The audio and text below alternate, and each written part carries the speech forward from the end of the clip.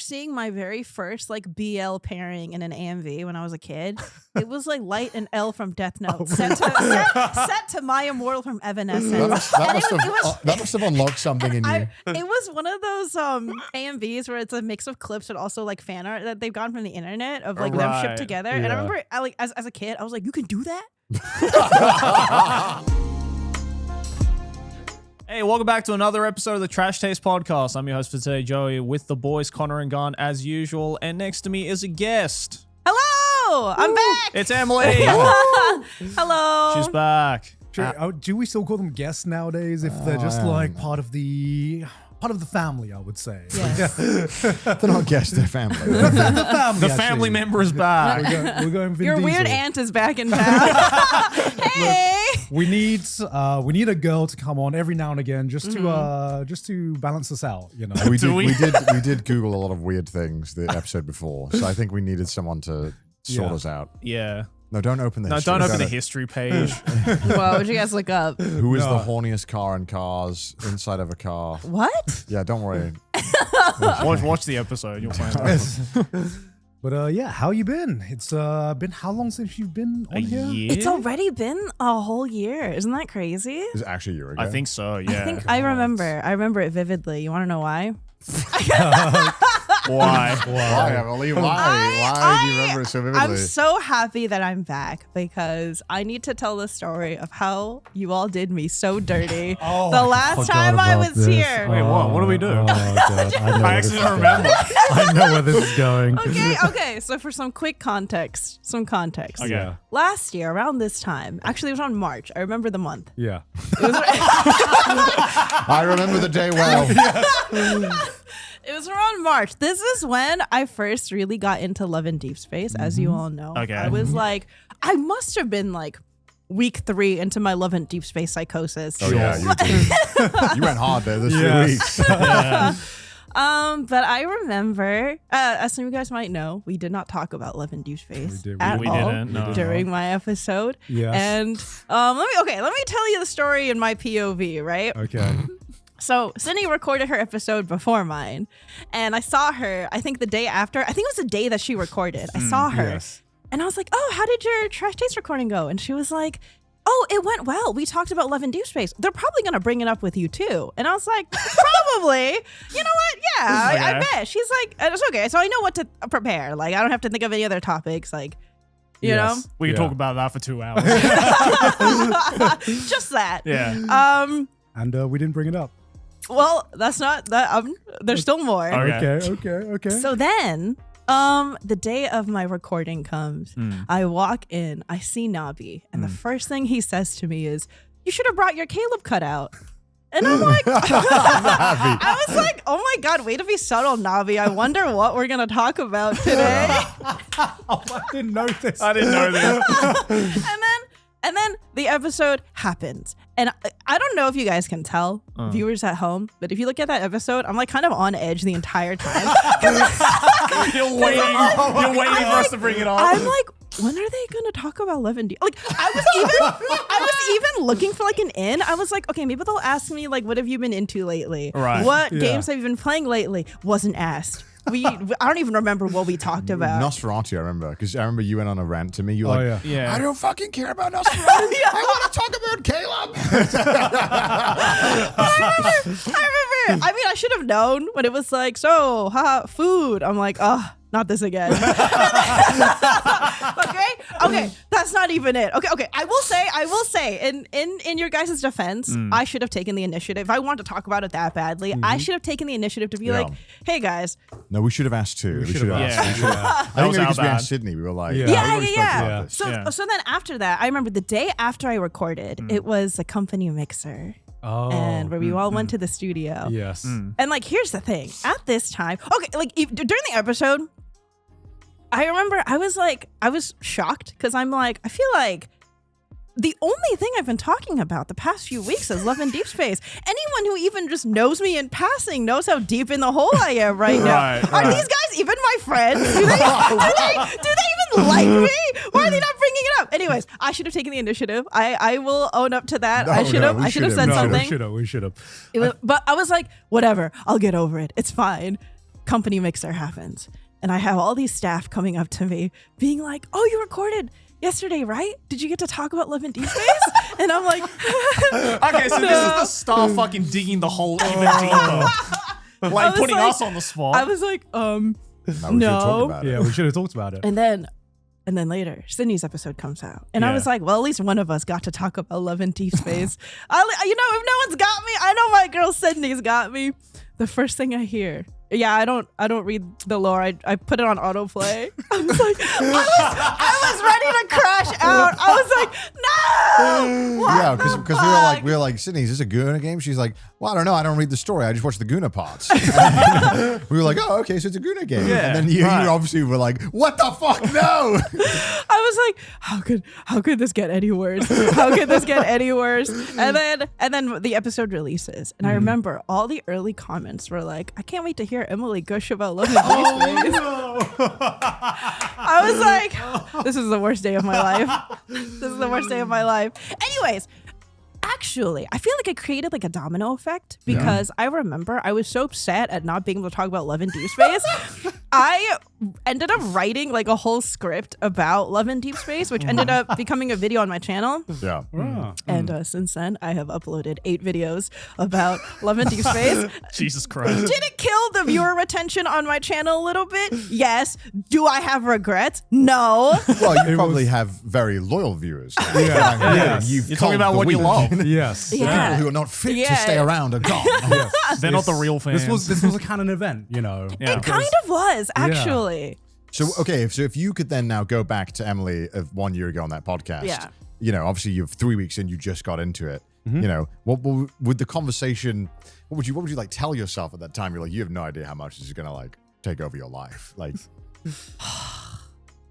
I don't know. I feel would you commit as hard? I wouldn't want to like Sorry. to mess with the future, you know? It was a canon event. Yeah. You can't It fuck was with it. foretold. Yes. Yeah. So I guess then tell us like how the hell did this all start? Like what the hell even? Yeah, let's actually talk about it. Do you even? I've made 8 videos about it already. Yeah, but our viewers haven't seen Love and Deepspace videos. You, go to my channel and. Well, okay, I'll do it real quick. I don't want to. Okay, no, please don't. No, please don't click on my channel, please. I beg, I watched please. the first ones, and then as you get deeper and deeper in the hole, I start to feel like I need to know more and Yeah, more. I'm not to caught up stay to this shit. into the Yeah. hole, Yeah, well, okay, so it started off as a sponsor, as it always as it always does. does, Yeah. and I've been like. there. Funny enough, I initially used to think Love and Deepspace was like cringe Yeah. because of the ads. They had I don't know if their ads are better, but their ads were really bad back in the day. And I remember when it was being presented to me, the deal. Sam was like, hey, I know you think this game is like cringe, but would you be down to do a sponsor? They want you and Ditus to draw the newest love interest. And I was like, oh, we get to draw a hot guy and get paid? Yeah. That Yeah. sounds great. Yeah. Sure. And then so I was like, well, I have to do my research. I have to play the game so I can like talk about it. So I started playing the game. And I was like, okay, this is fine. And then simple research Yeah. turned Yeah. into. And then I remember like I got pretty into it. It was just a lot of reading. It was a lot more homework than I expected. Yeah. Yeah, I think we played the first hour, and I remember, wow, this is not what I expected. When we Yeah. started. It was like, Yeah. why is there aliens and things? They were like, Yeah. what the hell's all this about? Yeah. And funny enough, I remember because Caleb hadn't come out yet. And so I hadn't met him in the game. He wasn't out. But they were like, actually, Infold really wants you to draw the new love interest, Caleb. And I was like, what? I have to draw Caleb? I don't know anything about this character. Can you bring up Caleb, by the way? Because I have no idea Oh, who this yeah, guy please. is. I was like, I don't know anything about this character. I have to draw like I have nothing to say. Right. Oh, hell yeah. Is that like your stamina bar goes back up? Do it for him. Yeah, do it for him. And then, so the episode ends, and then I remember the next day, I'm like still playing, and Ditus is still like, playing. you know the sponsor's done. Like, you don't have to keep playing it. And I'm like, oh, I'm just gonna keep playing until the banner's done. Like, you know, I still have some like, Free pulls. yeah, I still have some pulls left, you know? Yeah. And he's like, oh, okay, have fun. And it's been a year. And it's been 8 YouTube videos later. Yeah, and you're still pretty like it's going strong, right? Like as strong as then. No, as strong as then. Right. Because obviously, like, when you're like fresh into it, it's a lot more like exciting. exciting. Yeah, for Obviously, sure. updates start feeling like they're more spaced apart. Yeah, you're, like, yeah, trying yeah. to keep, you know. So, But it's still fun. as I would say, a stronger representative of Love and Deepspace than Sydney was, I would say. Now, knowing more about talking with both of you about your perception of this game, Okay. what do you think is the big appeal of Love and Deepspace? Oh, the big appeal? Yeah. You mean like- Other than Caleb. Yes. Um, What was that moment where you're like, oh, I'm kind of getting into Yeah, when this? did it go from simple research to, oh, this is my new obsession? Yeah, I think when I started drawing fan art. Ah, Yeah, okay. I think because the traditional way. yeah. Where it's like, and then that excitement of like, oh, I'm joining like a fandom, Yeah, and then yeah. you're like consuming other fan artists' work, Yeah. and then you're like, oh, because like they all have pretty extensive lore, Mm-hmm. but then you're like, oh, but like what happened during this time in their childhood? Like maybe I should draw out, should, I like, should make a draw little out a skit. little scenario. I think a lot of what makes, I guess, this fandom so fun is. Everyone has like such vivid imaginations, Yeah. and they make a lot of headcanons.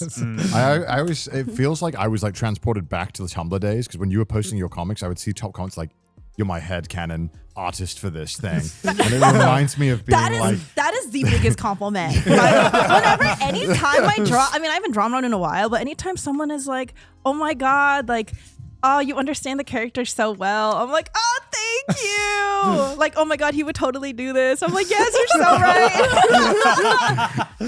it seems like the one thing it's done really well that I think not a lot of games or mobile games do very well is that like you get your guy and you root for your guy, whereas like in gacha games you just get the 6-star whatever you use them. You're like, all right, can't wait for the next Yeah, one. next Whereas, like one. this one is like this is your guy. Yeah, Yeah. this is your, and you're this on is your team, man. You're on Team Caleb, and look, if you're on another team, that's cool too. I like that. That's really all cool. But this is my guy. Yeah. And I think that's the aspect that it does really well because it makes that fandom and community. I think, which makes it seems really fun. Yeah. Yeah, I mean, I know a lot of gacha games.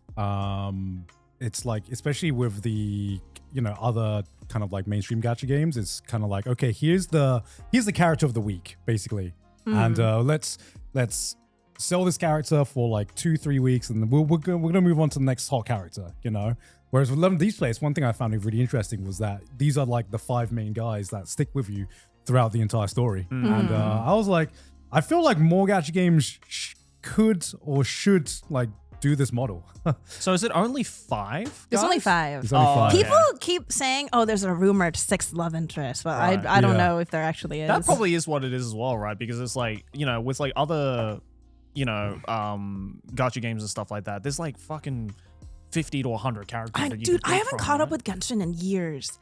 Yeah, like how many fucking characters are there in Genshin? I don't know, There's but too many. There's Yeah, too many. right? Can we So I pull feel up like- Genshin character list? So I feel like games like that and like Arknights and like all these other ones, it's like this because there's so 117. 117. So because there's playable so Jesus. many, it's harder to like for everyone Yeah, to there's- be there's- like that hardcore fan, there's right? There's more more casual fun. fans than anything. more 5 stars. Then.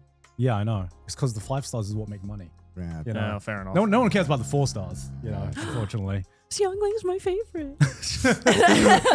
I saw an insult that was like, "Nah, I hope your favorite voice actor is a 4-star in Genshin." Is that a burn? What's wrong with that's an insult? I guess because you do all these voice lines and no one uses you. Oh. Yeah. I mean, I think That's so brutal. Yeah, I hope they play only an NPC.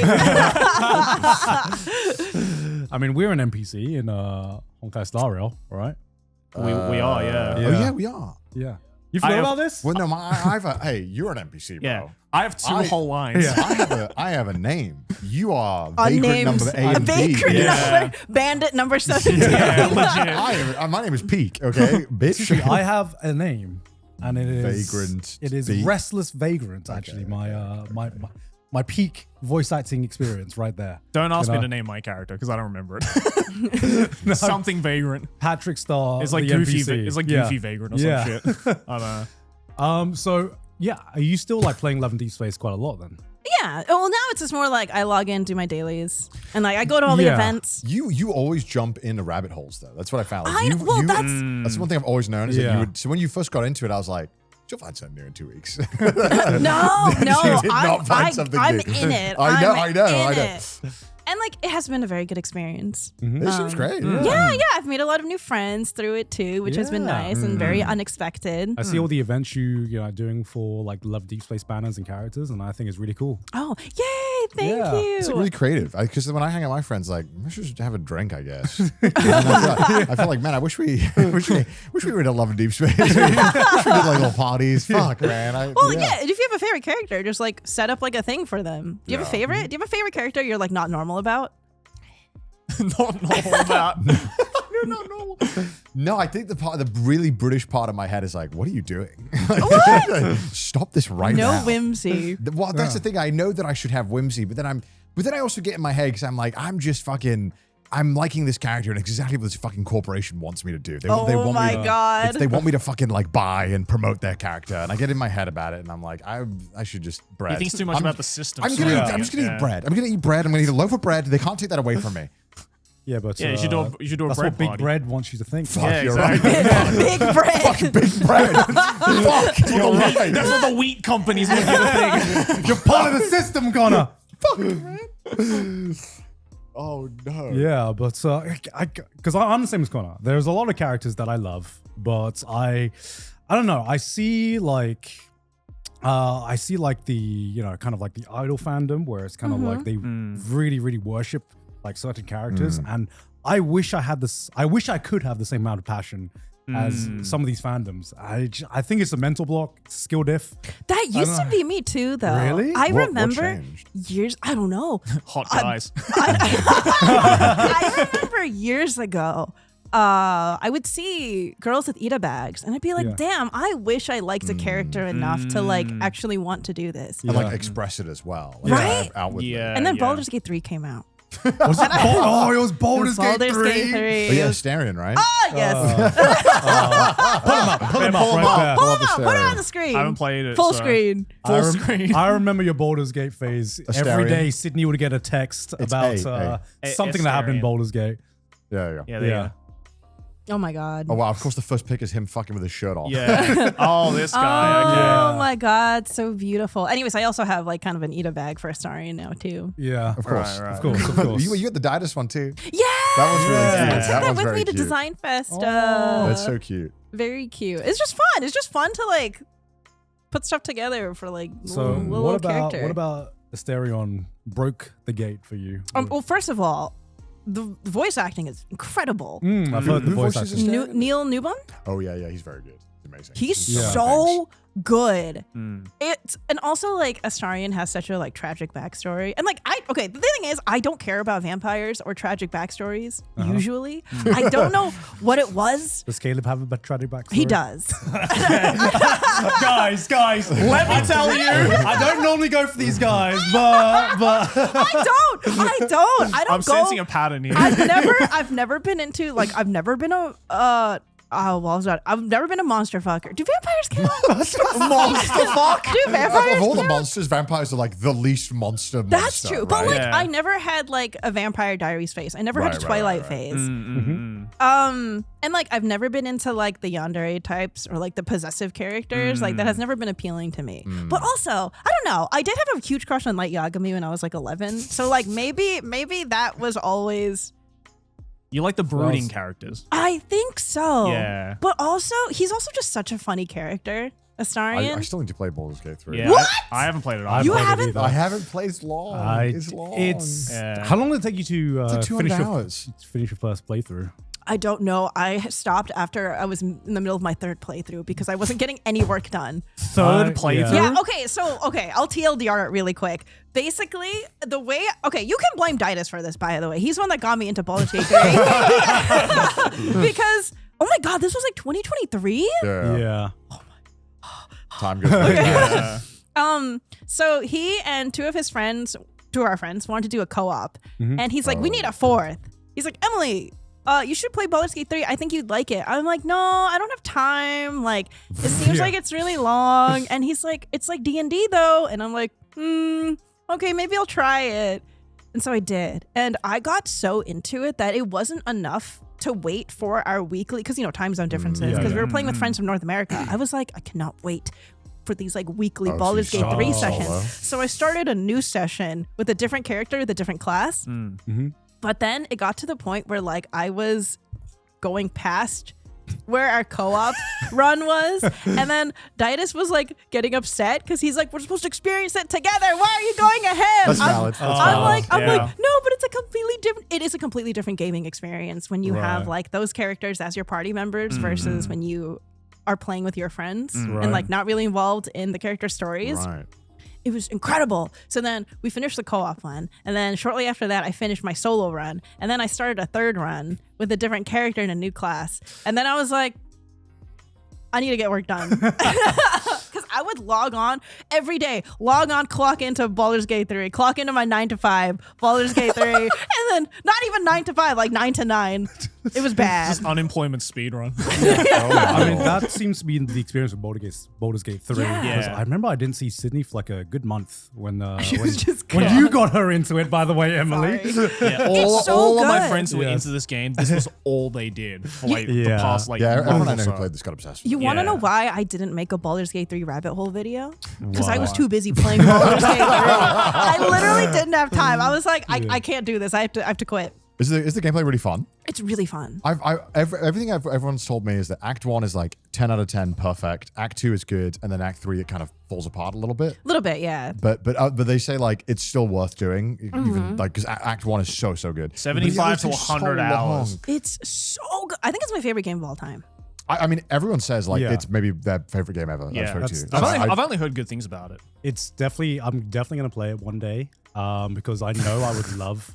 I didn't. I'm adding it- I'm I was adding- trying not to sound sarcastic Yeah. because you know there's certain like media that you're like, I'm gonna fucking love this. No, dude, this Yeah. has gone into my fucking retirement gaming list. You know, Yeah. like when I have no obligations left, nothing Yeah. to do. Yeah. This If is you one have of a the games spare I'm like playing. 200 hours to, Yeah. to, Oh yeah. to spare, you know. This episode is sponsored by Shopify. Boys, I just found out an amazing revelation. What? Turns out I don't need a real job. You don't, Joey? I don't, because What? I can build my own business with a free trial at shopify.com/trash. Did you know that, guys? Oh my God. Shopify's template and AI tools get your stunning site up and running fast, no coding needed. And Shopify checkout means more customers actually buy, and returning ones can do so in a single click. Not to mention, if any question comes up, Shopify's built-in AI assistant Sidekick is ready to help them build, troubleshoot, and keep moving. And because Shopify handles the setup and checkout, you guys have more time to focus on growing your business. And not to mention, Shopify powers millions of businesses around the world, from household names like Mattel and Gymsharks to small businesses like your one that is about to be made now. All you need is the idea. Shopify handles the rest. We love that sound. love that sound. God, that sound. Gentlemen, start your free trial at shopify.com/trash. Start your free trial at shopify.com/trash. That's shopify.com/trash. Back to the episode.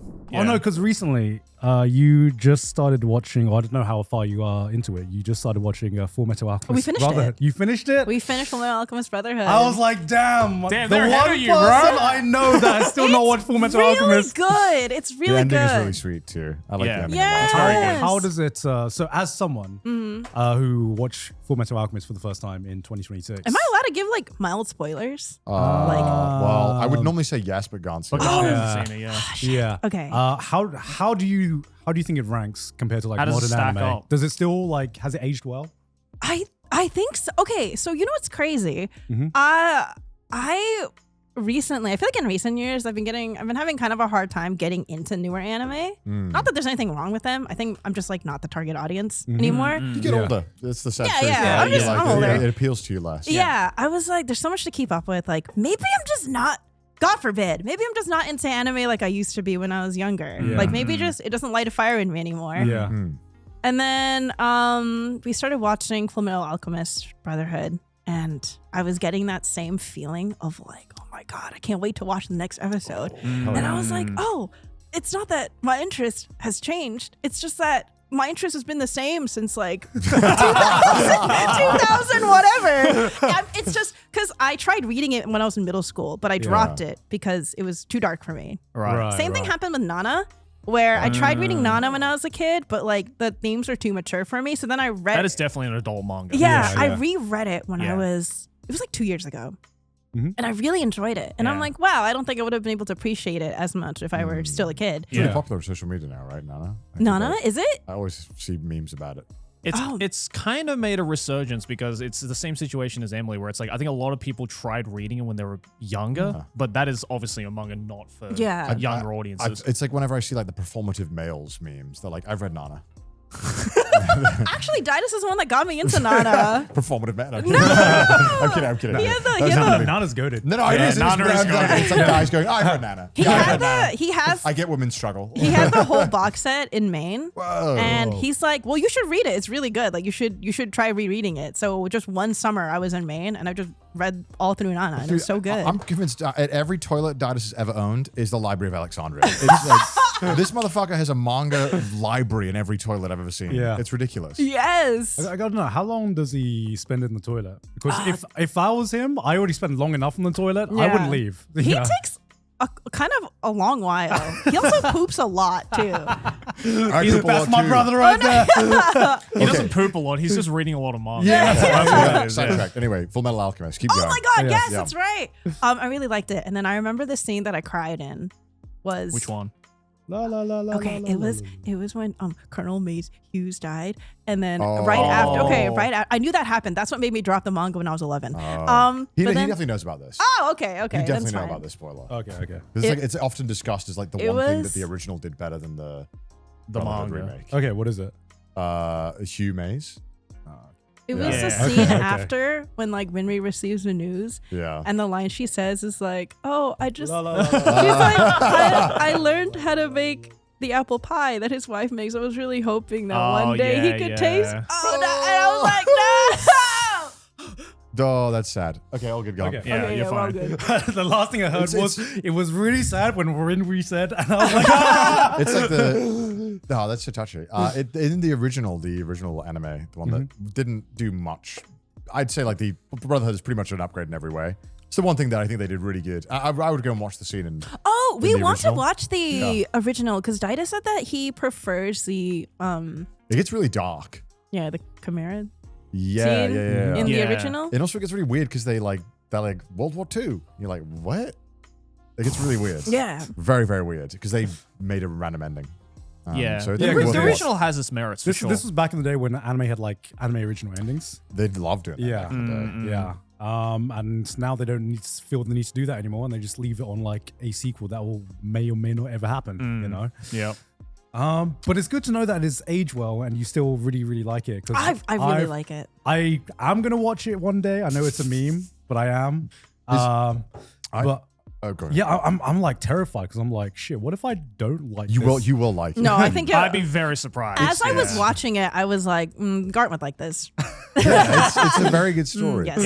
Yeah, it's everything you like about anime for sure. Okay. One thing that I've enjoyed about watching older shows lately is that like I feel like there's a bigger variance in like art styles that I really like to see. Whereas I feel like in a little bit more new anime, I feel like I'm watching sometimes the same art. You know what I loved about Fullmetal Alchemist? The fight choreo. Oh yeah. Because you know how I mentioned that like I don't really care for fight scenes very much in shonen. Yeah. I think I realized I don't care that much if 90% of it is effects. Yeah. I just I tune out. Yeah, because we spoke about this. It's like very flashy now. Yeah, it always, is like, very tons of flashy. Where it's like you got light the like changes. cubes Yeah. exploding. you got that impact frames. The impact. Like the thing is, they look visually stunning. But like I think for me, I just really liked seeing. I liked that the movements were slower and that you could see the characters like kind of using the like environment. the fist to fist. I like the fist to fist. Every fight with like Scar is always really fun to watch. Yeah. It's really like it keeps it close on him and it feels like very martial arts inspired, but really cool. Yeah, it's super cool. Mustang too. You know what else I've been watching? Is it your newest obsession? It's not my obsession. Okay. But I started watching SpongeBob. Oh. Wait, you started recently? No. No, I watched it during COVID for the first time. That's crazy. Yeah. I've only seen like the first like a few episodes for Anime Club. Bro, why? So you never grew up with it? No. Yeah, me neither. It is literally you become, to reference memes, you become the fucking... I didn't realize how many memes are in early SpongeBob. Yeah. So many. You can pause at any time in any episode. It's probably a meme. There's memes where I thought they were edited, and then I see the frame in the episode. Like the hyper realistic ones and shit like that. Yeah, there's one. Fucking Patrick... Getting like sucked off by something. The one where the TV screen at Plankton's place, it says like 50% C, 50% weed. I thought that was an edit for years. And then I saw in the episode. I think the one where he's looking out the window is from there as well. The one where SpongeBob like goes to like Sandy's house and is really dry. That one's my favorite. That one's my favorite. It's so funny. That episode is one of the best episodes of SpongeBob. It's such a relatable thing to do. Pinky! So good. It's so quotable too. Are you just going through all of like the Golden Age classics? Because I know. I think so. Yeah, because you guys recently just finished King of the Hill. As well, oh right? my God, that was last year's show. Yeah. That was last year's show? We finished King of the Hill. I really liked it. King of the Hill's fun. I've never seen a single episode of it. I've never got King of the Hill. I say this because I've only watched King of the Hill as a Brit growing up when it was like playing on... Damn, that's right. I keep forgetting. None of you are American. Yeah, we don't have that. We don't have it. Never mind. It's like incredibly American humor. It is like the most American humor. And this was like before I met Sydney, before anything. It was just the random American TV show that played on like late night TV. And I was like, I don't get this humor as a Brit. But I literally have all of my information on King of the Hill just from memes. Pocket sand. It's like all I hear is that. Or just like, every now and then you'll hear like the goddamn it, Bobby. Like, Bobby, those kids would be real angry if they read.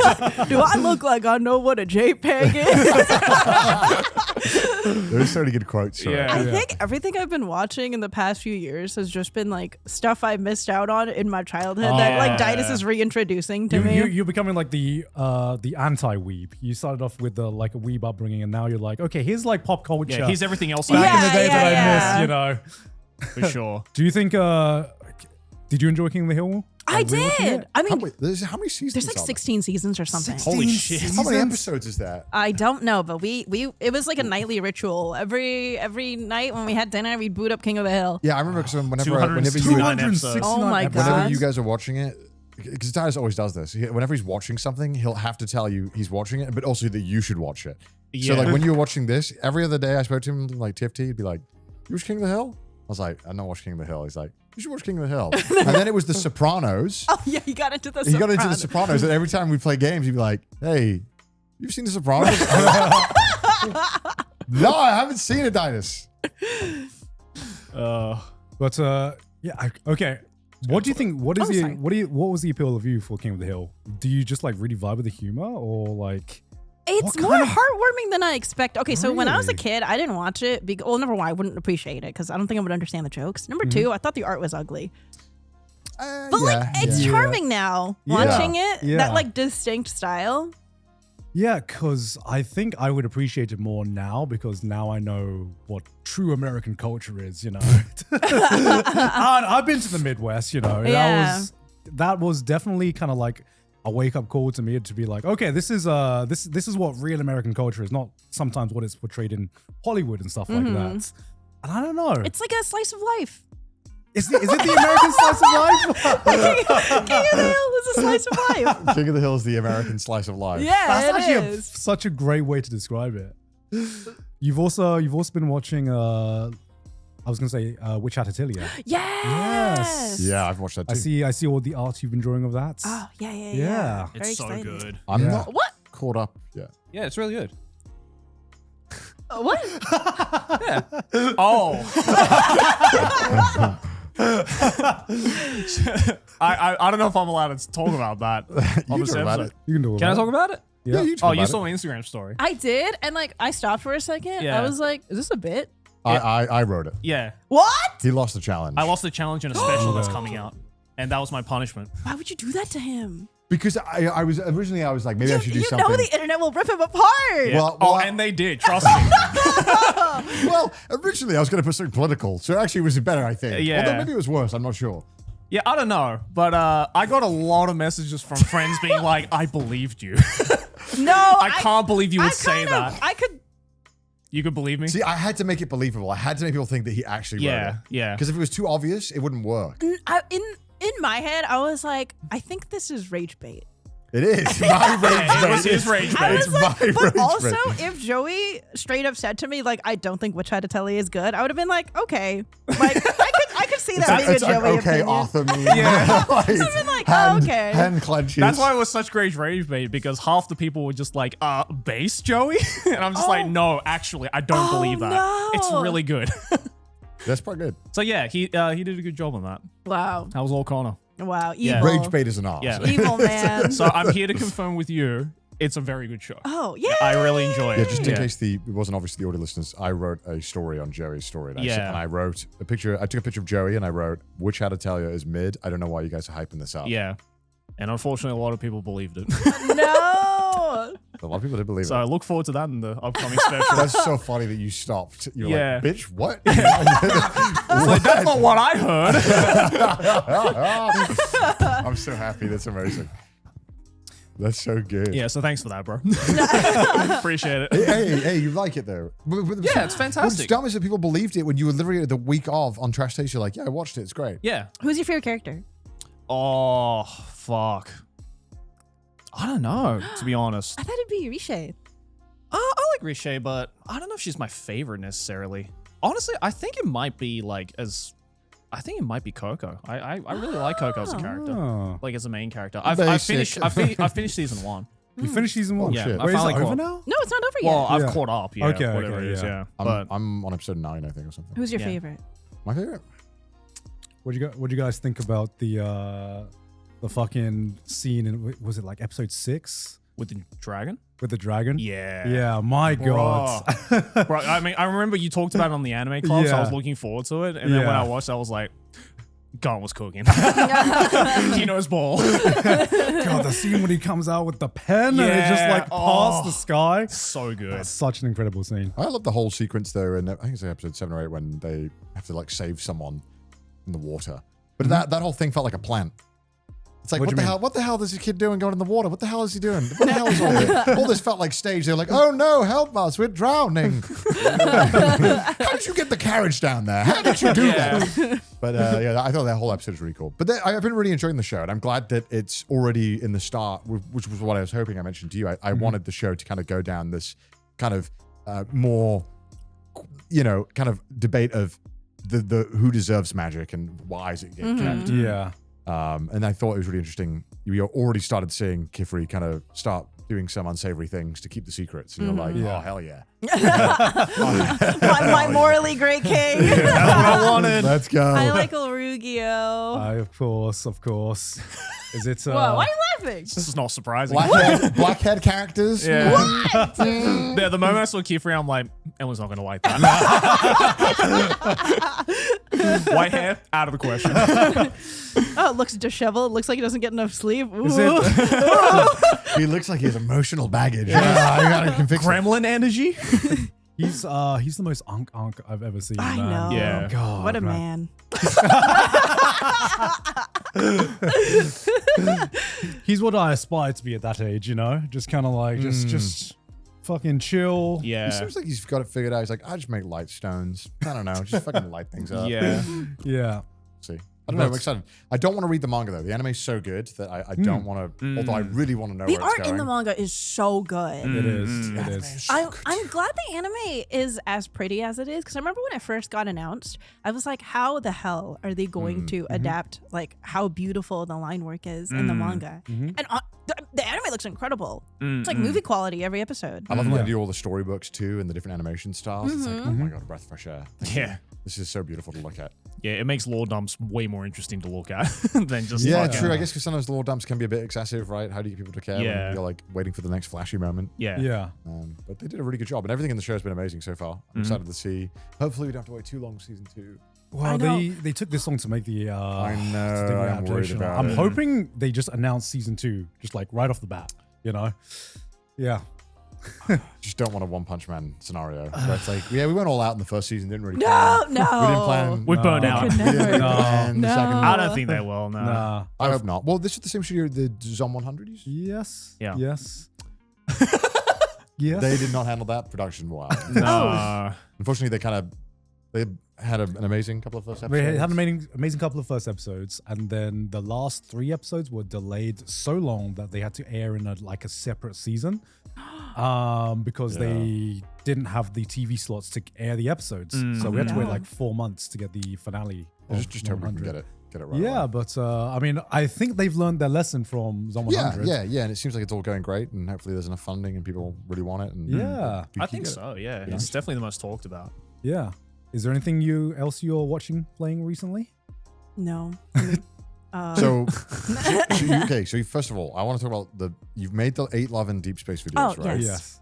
Is that like you're going to make more videos, or because you sound like you're like, I gotta stop. I want to move on to other things. So how many of the videos of the last 2 years are Love and Deepspace? Like 8. No. Like you've only made 8 videos? Oh, no, like how many no. videos? Because you've done like other videos too, but like what's the breakdown of like if Emily What's the uploads percentage? a video? Yeah. Fuck. Is there more Love and Deep Space videos than not? The fact that you even have to think about that. Pull up Emery's channel. Pull it up. It's like either Love and Deep Space or a cafe. Right. Or food. Honestly, yeah, it's just Love and Deep Space, anime cafes, Love and Deep Space, anime cafes. I'd say it's a pretty healthy mix. This is a mix, yeah. For sure. I can't help it. But look, here's the truth, right? Is that people watch you because they like your personality and they like the way you tell stories. So I don't think it matters what you upload, because I think people just want to see you have fun and be passionate. Yeah, about it. I appreciate that. Like, luckily, my viewers have been so nice about it. Yeah. Like, almost too nice. I'm like, you can tell me if you want me to like move on to other stuff. But they'll be like, oh, I don't play this game, but I like hearing you yap about it. So go ahead. But also as a viewer, it's like, okay, well, I might not be into this Love and Deep Space thing, but you'll talk about American food next week, and that's cool. You see, the thing is, I don't even mean to talk about food that much. I really don't. It's sure okay. about It's like, I don't even. We do it every week. I don't even consider. I don't consider myself like a foodie or anything. No one does. But I feel like wait, what? No one does. No one watches your videos thinking you're a foodie. No, that's not what I meant. That is not what I meant. I thought that's what you meant. That would have been such the coldest burn. It's like no one does. I was like, no one considers. What I meant to mean was like, no one considers themselves a foodie when they start off. They just enjoy food. Yeah, right. But I think also I feel like the only thing I got going on in my life is like oshikatsu and like eating, you know what I mean? The simple life. Yeah. Yeah. I mean, that's fair, as long as it makes you happy. So, where'd you go from here after? Have you made your last anime cafe video, or do you plan on making more?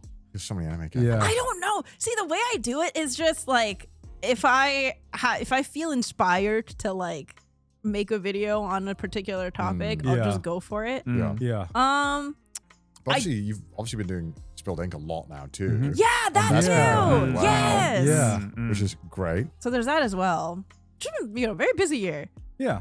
Because like, did you ever go through a phase where I'm sure like a lot of Storytime YouTubers go through this phase where they just kind of like run out of stories to tell, or like run out of like life lore that they can tell? Well, I think a lot of the life lore I have left is stuff I'm just not comfortable talking about, like on like a public platform. Yeah. So like sometimes people are like, "Oh, did you run out of stories?" I'm like, I just don't have any that are like comfortable to share. Yeah. Like, I'll give a quick example. I won't get into it because I don't want to open that can of worms. But like, a lot of my life growing up was spent in the church. Yeah. So I have a lot of church stories, but I don't want to delve into that. Yeah. Just in case he's out there, you don't want to you don't want to upset him. Also, like for the record, like I'm not religious, but my parents are, and like they watch my stuff. Like I don't want to make them sad, you know? Right. Yeah. Like, what would you gain from making that video? Like, exactly. Is it worth it, like, Yeah. putting strain on that relationship? Is it worth seeing people argue in my comment section? Yeah. Like, I don't think so. And like, I'm not saying that like, oh, if you talk about your like past religious experiences, it's like you're bringing bad negative energy. I'm just like, people talk about it. Like I commend them because I don't have the courage to. It's an individual's choice. Yeah, for is. sure. You could make one of them, like, you know how when they leave the Mormon churches, they do it like a BuzzFeed video. They're like, Those why are I so left. interesting. They're really Yeah. interesting. I'm You know, like, why I know. left Christianity maybe isn't as interesting. You're like, yeah, I just didn't really gel with it anymore. Yeah. All right. Yeah. Yeah, those are really interesting there. But they were so dramatic, the thumbnail, why I left the church. Yeah. Sorry, I'm getting excited. Go ahead. Just call out Johnny Harris. Like, Hey, I'll watch it. Oh my Yeah, God, yeah. I will watch watch them. it. I I You will will watch watch them. that is literally like the first one, and then you fall into the rabbit hole of that. You know? There's a lot of people that talk about it. Yeah. I do. So you know how I used to make those like childhood crush videos? Yeah. That's my I peaked at childhood crushes too. I've accepted that fact. Like What do you mean? long ago. That's my magnum opus. But the reason why I stopped doing those is because I feel like at a certain point you kind of just hear the same crushes. You just Because like watch I'm them. talking Right. with other like fellow millennials who grew up with the exact same media. You're Yeah. gonna hear repeats. However, I feel like now I want to talk about like adult fictional crushes. Like, you know, maybe I don't want to give an example. I'm scared. Look, I've admitted to way more embarrassing. Okay, some of my friends think I'm crazy for this. Is Steve Carell not hot? No, I think Steve Carell's hot. Okay, He's got a you. youthful energy to him. No, that, it's like- the salt and pepper hair. Okay, well, Emily, I wasn't going for that point. Oh. You just want a man that's old. She's like salt and pepper is close to black hair, and it can be black. No, Steve Carell's energy is attractive. Yeah. To me. I feel like, I don't know. I feel like women always have like more interesting answers when it comes to like adult crushes a lot of times because you You find think like a so? lot more varied answers, whereas men are just like way too simple sometimes. You know, You think so? I don't know. I think it depends because, like, you know, we've been seeing that huge wave of like girlies crushing on like Pedro Pascal and shit like that, and I feel like every girl on the internet is like, "Oh my god, Pedro Pascal, so hot!" And it's What, just 2 like, years ago? What the fuck? I haven't seen I this think in a it's while. right now. I've been seeing a lot of like Ryan Gosling from 'cause he's Project always- Hail 'cause- Mary. 'cause yeah, always but Project Ryan Hail Gosling's Mary. always been hot. He's like, I love Project Hail Mary, but damn, bro is not a scientist. He's too He is It's too like fuck- distractingly When I hot. first watched the movie with Titus, I was Yeah. like, he's too hot for this role because he's supposed to be like, A loser loser teacher. failure. Yeah, Like, I have right. nobody in my life. I'm like, I don't believe that. Yeah, Like I mean, this Mom is not always this the is most not a attractive boy person. failure. You know why are you trying to sell this boy failure image to me? You know, I don't know why. Why is there an abundance of Ryan Gosling reaction images? Like, there's so many like images of him doing things that are great for like sending. Like, there's one I always see, and it's him at the beach. It's like me when I can't remember what it was. I have not seen these. I haven't There's seen these either. one that I literally see all the fucking time, and the caption will be like, "How it feels to have that one friend who can't say no to alcohol," and it'll be like this one, this fucking. Oh, dude, you okay, see yeah, this yeah, everywhere. yeah. No, I play the fucking haven't, video. I haven't I have seen seen No, this. play this. this fucking. It's click video. Yeah, play the video. There's like this one. I think it might be this one, or like, yeah, it's like this. Yeah. How like life always feels like- when that red flag is you. There's like so many of him. I haven't seen What the these. fuck? I see this all the time with like so many different captions. Ryan Gosling's just one of those actors where it's like he has that like kind of wave of meme potential because you know we all remember the fucking Ryan Gosling eating cereal memes. And Oh, stuff yeah, like that. Yeah, all the yeah. Blade Runner. Or the Blade Blade Runner Runner. one. Yeah. yeah. Just something about his behavior that's just like very memeable. Got a for whatever memeable reason. face. He does have a He's memeable like, face. like Yeah. Anthony Starr in Homelander. He's like got so many Oh good yeah, reaction That's images. What One the where his hell? like, cheeks blow up. Yeah. I fucking love that one. I'm thinking about It's that like one. Homelander cheeks blow. Yeah. To the audio listeners, it's the one where like he's like you're like Yeah.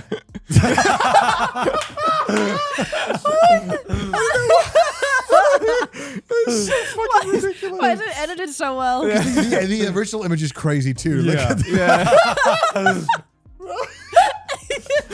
I love this footage. Oh my god. Like, oh my god, bro. The edits are so funny. Cracks me up. He's got such a good reaction. He does so many. He farms them. Oh, my god. God. I mean, he also just had an amazing performance as the character. Oh yeah. Oh yeah. I feel like the emotional range of the character really played to like the meme, the meme aspect of it. Yeah, absolutely. Yeah. Why do you think, think about Ryan Gosling playing the boy failure. Why do you think boy failures and girl failures are so fucking popular? Because they're now? relatable. Is that the thing? I think. Does everyone want to be a boy failure? I think Everyone everyone fails, but feels everyone like a gets boy back up. failure. Oh god. Everyone. I think people want to root for a character who succeeds in spite of them being a boy failure or girl failure. You should do childhood crushes, but like everyone you interview should be like the next generation down, like the Gen Z. Oh my god! Yeah. No. Like, I'd be, that'll like, that'll so send me spiraling. Tung Soho is my childhood crush. That's gonna send me spiraling. I'd be so interested to be like, okay, we've heard all the answers in our generation. Yeah, but yeah. what is it like the generation I actually down? would love to hear that. Yeah, actually that'd be sounds really fun. interesting. Yeah. Like, There what you are go. the popular? Gojo, obviously. That's got to be one of them. I Bluey. guess so. I don't know. Yeah, Gojo would probably be. Yeah. It feels Would like, it be all anime characters now? Probably. I feel Oh, like. God. Probably, yeah. Yeah. Yeah, I feel like JJK is kind of a stranglehold over like pop culture for like youth. I don't know. I feel like an old person saying youth. Youth. I don't know. The youngins. You know what experience I had recently that like Oh no. had me Oh, feeling like. I'd love to hear. So Go I was on. getting lunch with Ditus, and this was when I had gotten my nails done, and they were all Cardcaptor Sakura themed. So I had like a different character on each nail. It was beautiful. Oh no.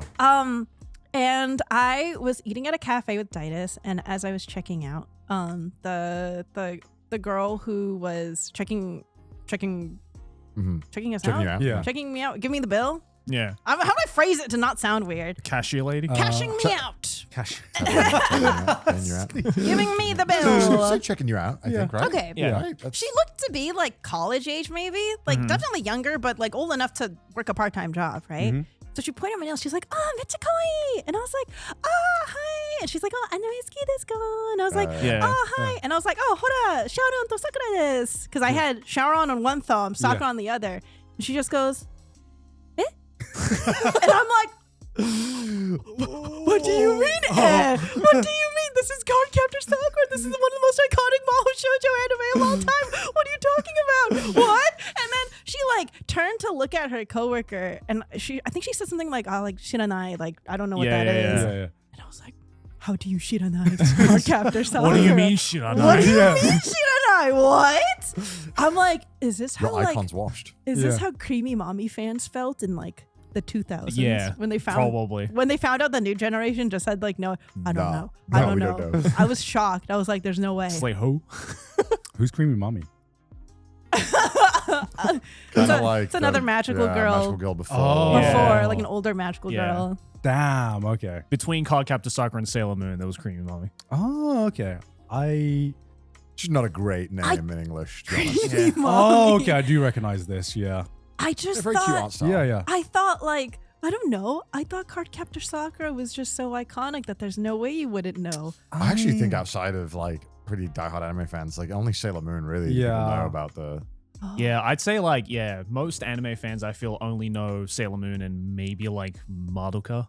But even then, I was Madoka, not really outside of. Yeah, anime not fans. really, yeah. Yeah, I mean, magical girls just don't have the same popularity as I think they did in the 90s, unfortunately. Oh, Yeah, okay. the goats are washed, unfortunately. Yeah. Everyone just wants to watch Jujutsu Kaisen, thirst over Gojo. Yep.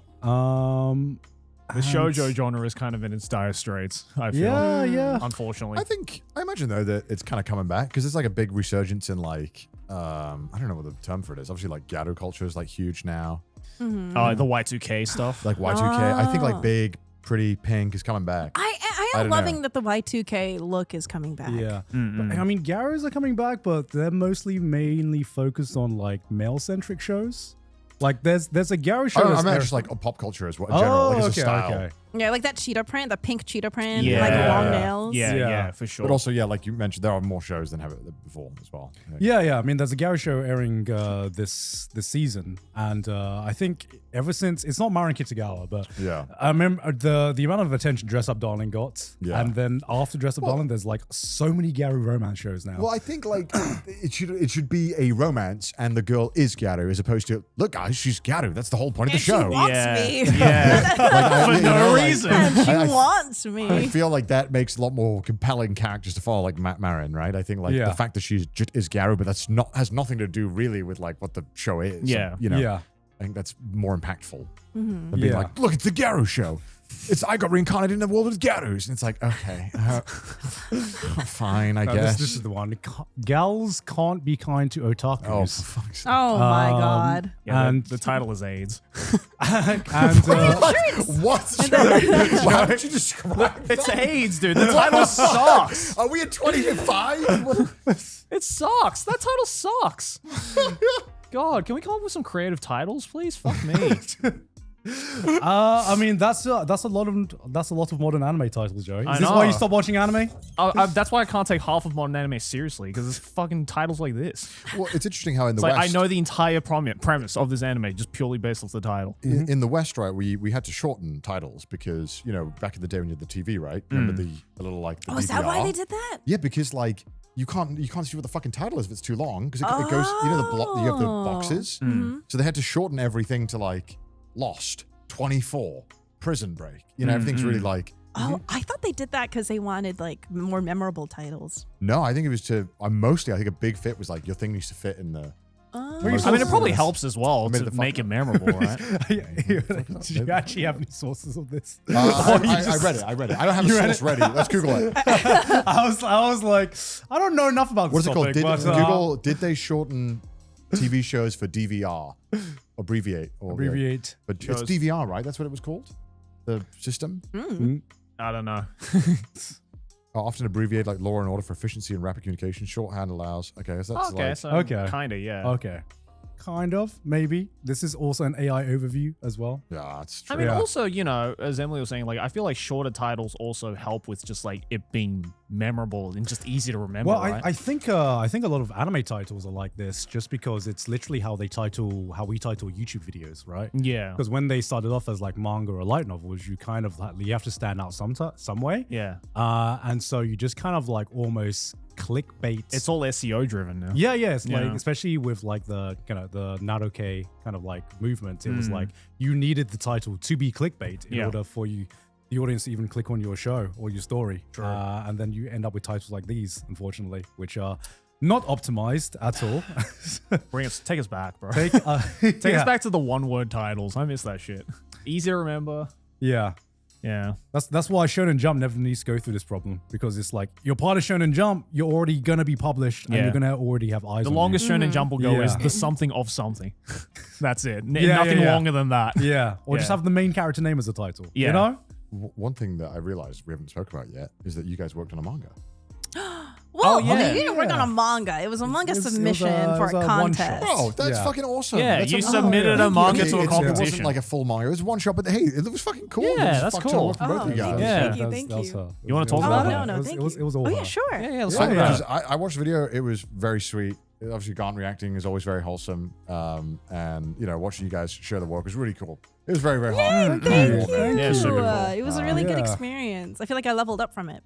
Yeah? Yeah, I feel like I was actually worried, because I was like, I know how much work this is going to take, and I know how busy you guys are. So I was like, I was preparing the like, it's okay, you guys didn't, end up finishing it. At least we managed to do a project together. And the fact that you finished, how many pages was it in the end? It was like 40. Like 40 pages. I Damn. was like, Traditionally inked, by the way. yeah. Damn. I was like, holy shit, Emily, you fucking locked in. Oh, thank you, thank you. That was an incredible month of just like pure work.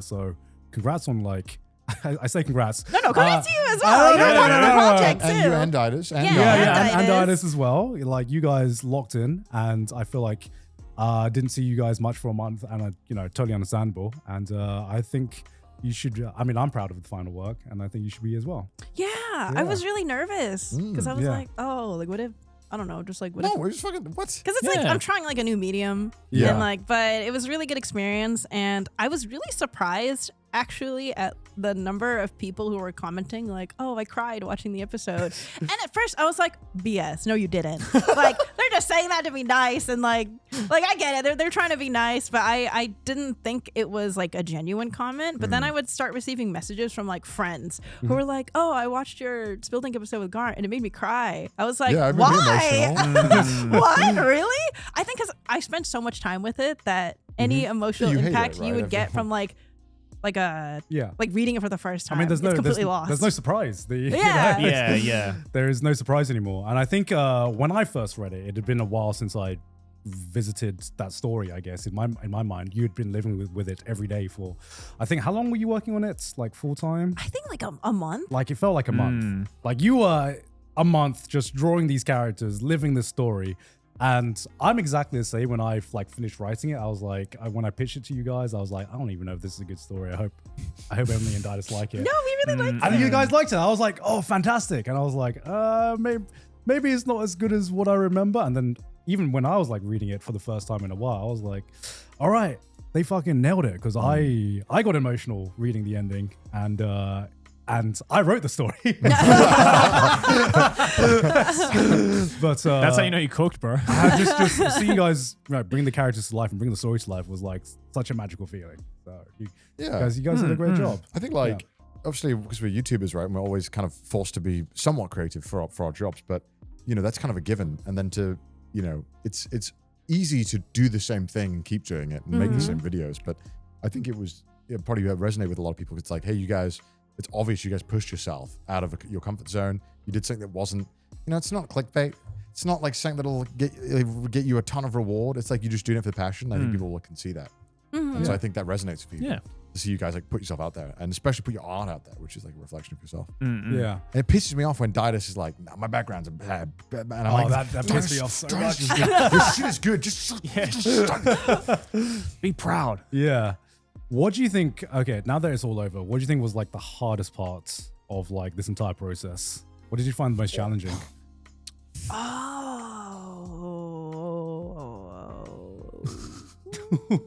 trying to remember. Like damn, picking the month through must my have been a blur. memories. Yeah, it honestly was. It was. I think like just trying to do it fast was the hardest part. Because it's like traditional inking, you kind of have to be careful because if you mess up, you have to bring out the whiteout, which takes up more time. There's no Control Z. Yeah. There's no lasso tool. You just have to get it right. Does it look like you've whited it out too? Is it like obvious? When you scan it, you don't see it. Oh. Which is why. Side note, it's one of the reasons why I love going to manga exhibits where they show the mangaka's original pages. It's like all beat up and white out. You see the whiteout. You see the blue pencil marks that don't get picked up by the scans. And it kind of makes it feel more human. Like, whoa, you can see like where they effed up and had to redraw them out. Chinks in the armor. Like you get to see like the process. Yeah, and it's so cool. Like I love seeing just the little like scuff marks that they make. And it's funny because like even though I really appreciate seeing it in other people's work, every time I had to bring out the whiteout, I was like, God damn it. I should have gotten it right the first time. Now it's gonna look ugly. So, how did you find now that's all over, how did you find the storyboarding aspect of it? Because I think that was most fun for me, actually. That was the most fun? Yeah, the storyboarding part was the most fun. I think, to me, that's, aside from writing the story, that's what required like the most brain power, to have to review the storyboards, to be like, is this the best way the story's presented? I don't know. Now I'm double questioning myself, in terms of like so many like little details. Oh, so when you were working on it, did Garnt like say like, hey, I think the scene will look like this? Or was it like you just gave the story and you just came up with the storyboard? What was the process? So the process was we storyboarded part of it. And then so as I was doing it, I would bring each page to Didas to be like, what do you think? Because like he reads a lot of manga, so he kind of has a good idea of like, oh, the bubble should be here, better for like following the eye line. And then I think, we showed Garnt the final storyboard and then he would make some notes and then we would like change some pages and like some orders of the panels. Yeah, because I wrote it like a screenplay, right? Of course. But unfortunately, manga and anime are two different mediums, right? And I think a mistake that people can think about manga is that they treat it like it's storyboards for the anime. Right, it's because it's a different storytelling medium, and you need to consider like different things as well. Unfortunately, my brain is just like programmed for anime, so like a big challenge when reviewing Emily's storyboards was like I had the film playing out in my head, and I was like, which part of these films should be shown on paper, and which parts should be like implied, and it was a really interesting balancing act, and learned a lot from just reviewing your storyboards and just seeing how like the way I envisioned the story kind of like translated into paper as well and seeing your interpretation of like some of the story as well. Yeah, because panel flowing is like such a subtle art, right? Because like people don't think about it when you're reading manga, that like the way that your eye tracks go, you know, from panel to panel is so important to not only understanding what you're even looking at, but to even connect two different panels together to give it more context. And that like very subtle eye movement is like really fucking hard to make and make cohesive, you know? It's very frustrating when you read a manga and the panel isn't laid out easily to follow. Yeah. You're like, fuck. It's like no matter how like good the story is or the good the characters are or how much you're into it, if it flows incorrectly or flows in a way that's very jarring, then you're immediately like taken out of the whole thing, right? Yeah. Yeah. Would you want to make more stories? Or I more do. Manga? I think this project actually gave me kind of a bit of like a confidence boost Yeah. in like wanting to draw my own like little one-shot story. Yeah. Yeah. Do it. Do you have any ideas? You don't have to say them here. I do, yeah. I have like a little notebook where I've already planned out like how many chapters it's gonna be, what's gonna happen Hell in yeah. each chapter. Yes. And then recently in like a Spiel Dink episode, Didus and I were creating like original characters. Yeah. So he created like a really cool original character based off a mantis shrimp. And Oh, hell yeah. she looks so cool. And then I was designing the characters that I would have in the short story that I was working on. So it was a good creative brainstorming process. Yeah. Actually, that was like a really challenging process as well. Character design. How did you find the character design process in this particular work? I feel like it's more fun, I think, in a collaborative setting. Right. It's fun to be like, ooh, which outfit between these outfits do you like the most? Which hair do you like dress to the most? impress. Yeah, no, literally, yeah, dress to impress, basically. But then if it's just me, it's like, well, what do I think looks better? I don't know. Yeah. I just want to have something. Yeah, because it's so weird because I know like a lot of people, they create like OCs and then they try to like frame like a story around that OC, right? Whereas I've always come into it from like the complete opposite angle where I have a story and then I have characters that kind of like fit into the story. But a lot of the times I know the characters' characteristics, I know their, you know, I know what their personally like, but I don't always have like a clear like image of like what they look like. No, I'm the same way. I could like come up with a whole lore and not have a single clue what the character looks like or even their name. Like I don't even have names for my main characters. Like Do in my names notes. matter for the characters that much? Yes. Yeah. Yes. I feel They're your babies. When I named Rin and Daichi, I think I said this on the podcast, but they came out of a name generator. Yeah, I know, you told me. And they were temporary names until you are far enough into the project where you realize that that's But just, any name could have fit then and become the name, right? Any name you would have become attached to through the process because you would have associated that name with the character. What if your name wasn't Connor? Do you feel? Does he look like a Connor? He does. I have the most Connor white boy energy of all time. do you feel like the way you name, like when your parents named you, do you feel like They got it right. subconsciously they were like, okay, subconsciously now you're like, I'm a Connor. I'm Do gonna you have become any a Connor. almost names? Like something you were almost named before they settled for Connor? Yeah, there was some. I can't remember what they were though, but I remember they told me. Fuck, I wish I remember. But you've probably had moments, right, where you've like looked at a person, you don't know their name, and you're just like, Well, that's a Garnt, Kevin. it's like, well, what happened? Did they miswrite Grant or what's what? It's a Thai name actually. I'm being Yeah. rude. Very- I'm being rude. I'm being Very racist. culturally insensitive. I'm being racist. I was like, where are we Wow. going with this, Connor? Why is Garnt catching strays, bro? I had to. Because I don't know if Barn would have been the same if they were like Bob and Claire. You know? Yeah. I think Bob. Four could- kids' names? Yeah, some Yeah. 4 kids' ass names, you know? Clay. Claire. Claire. I mean, like even when it came to like the name like generator, it wasn't like the first name. Right. I just kept like clicking, and I'm like, I that. didn't do the first one, okay? Yeah, I didn't take the first one. I was like, that kind of feels like the vibe of what I'm going for, you know. Because like sometimes you have like the characteristic. Okay, let's do an example. Okay. So let's make up a character. Let's say he's a gruff middle-aged man. Tough on the outside. Maybe has like a soft heart on the inside. Maybe he's like a bar owner or something like that. You know, can you kind of envision? Yeah. You couldn't call him like. All right, let's think up of a Jonathan. name. Jonathan. Let's think of a name. Does Eric? No. Not really. That's no. that's what I mean, right? That's Yeah. like you have this character in mind. There's a and vague But then, image but when then you are you think saying of, that right? we are all assigned at birth our role depending on our name? there must be something subconscious about Well, it, as Joseph right? the Sixth, I kind of was actually. So, I was actually Like, signed my you name. know, if Garnt implies, you know, Garnt maybe doesn't sound like you would be a rough trucker in the middle of Arizona. Could you never live out your dreams of being a trucker in Arizona? I'm sure you could, but there must be some subconscious bias to it, right? To like you have a name and you have a characteristic that's kind of like associated with that name. There's like it's like people who are called baker are like slightly more higher chances of becoming a baker. Yeah. What? Really? Google this. I thought that just meant This their is- ancestors were like in the baking profession. Yeah. Yeah, but there's also something that happens when our name is like, I'm sure if you heard baker, baker, baker, baker, and then I was like, what job do you want to be when you grow up? Make bread. There's probably like a small part. Yeah, this is the one. Are you more likely Yeah. to be a baker if your No, name's though. Baker?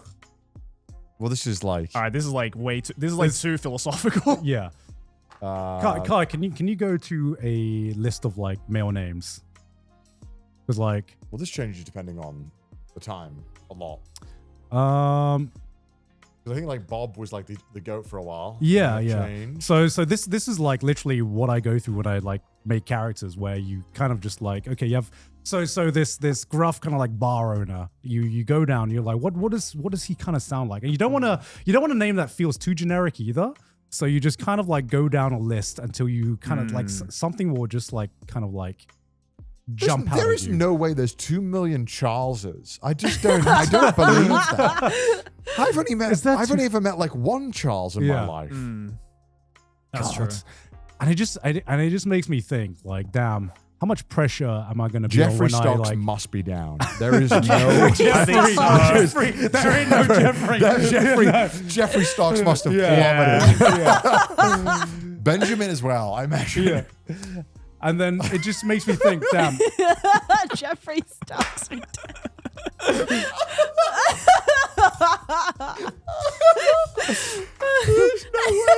Shit, sorry, I'm gonna fucking laugh too much. I'm gonna. Raymond. There's that many Raymonds there?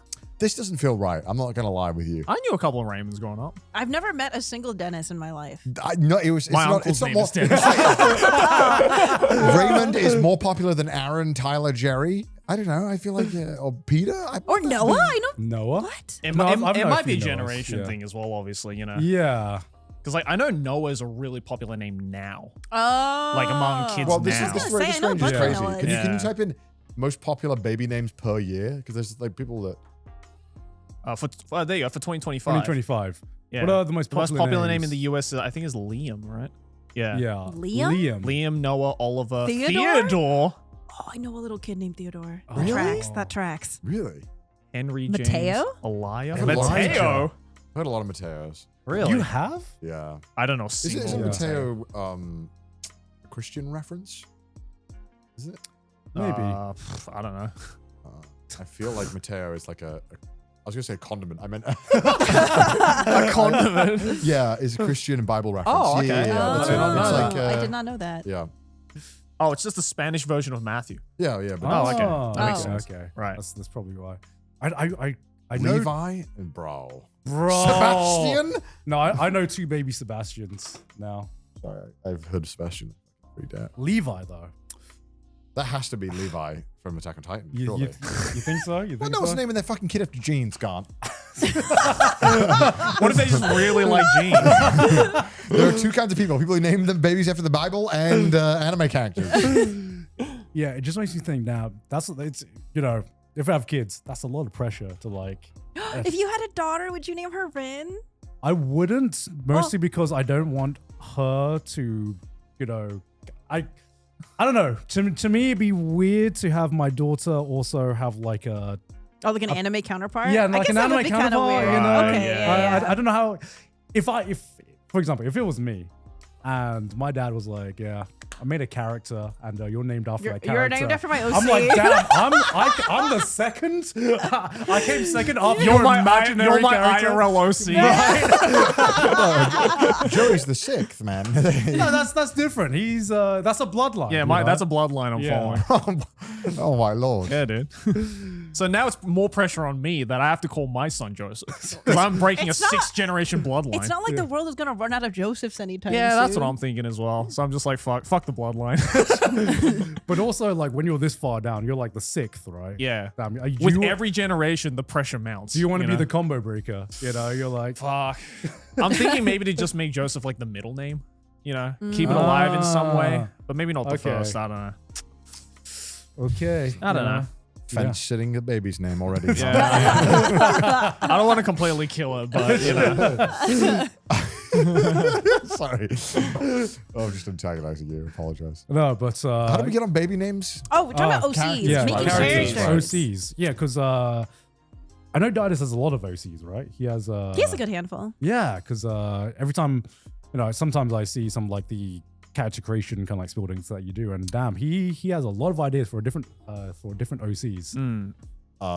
Not to talk about OCs, maybe other character. Did you see the new League of Legends champion? No. You should see his design. Why? He looks familiar.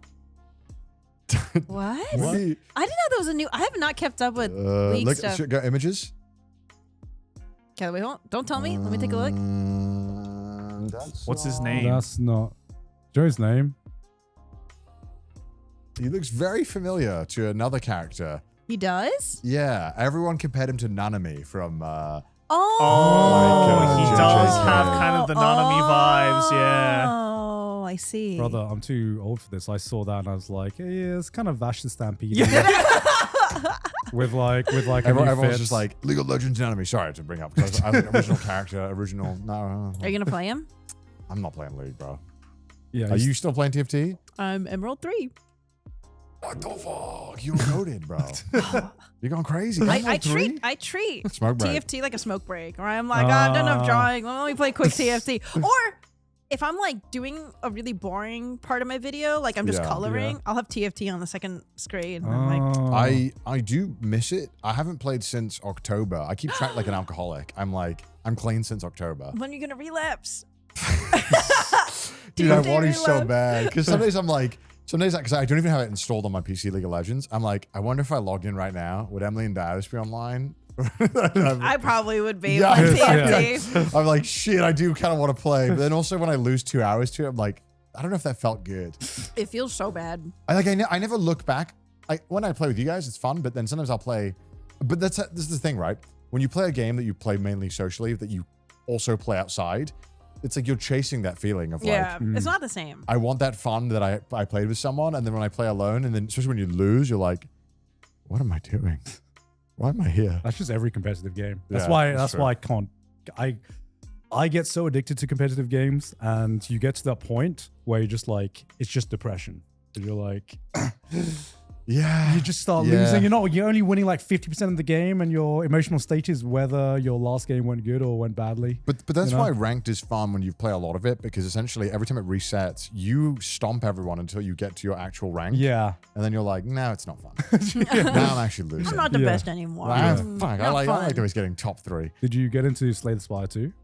I did not. You did not. Oh yeah, I did. I went over to play with when it was during the manga. Oh, And okay. Emily was like, yeah, let's play. And then Emily made this awesome fucking pasta, which so calorific. And then Emily started playing, and then I heard, and I looked over, Passed out. and Emily had passed out. So I went over, and I was like playing on the laptop. And I was like, oh yeah. But no, yeah, I was like, how you doing, Emily? You're like, I've slept 2 hours.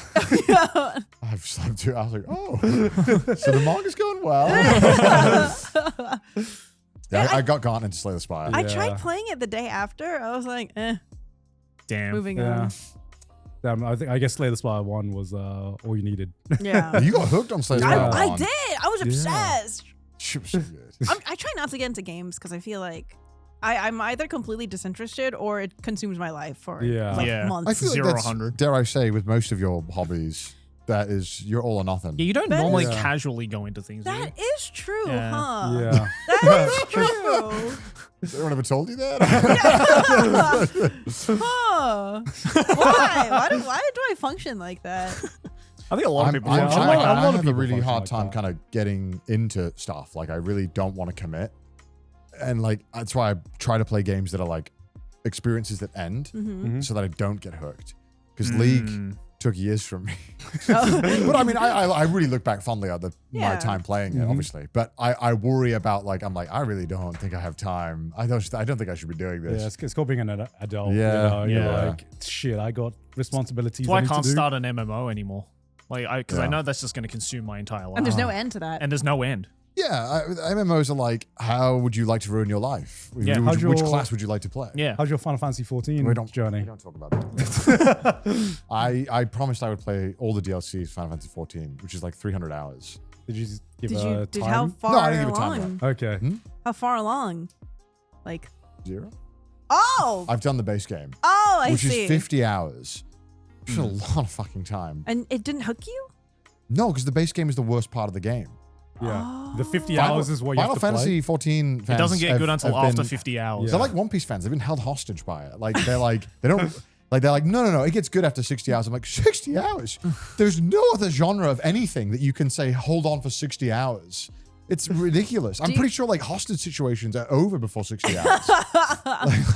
they either like end it or they release them after 40. They like have Is to- it like a sunk cost fallacy thing where you're like, well, we've already spent this much time, so I gotta like it? No, Yeah, I've I heard think it's genuinely just like fucking No, great. it gets amazing. It yeah. actually does. But the problem is that like I think for a lot of people it's like it's a social thing that gets them into it first. Oh, And then like that makes sense. Because some people will be like, yeah, I've got thousands of hours, and then you'll be like, oh, you do the raids? Like, no.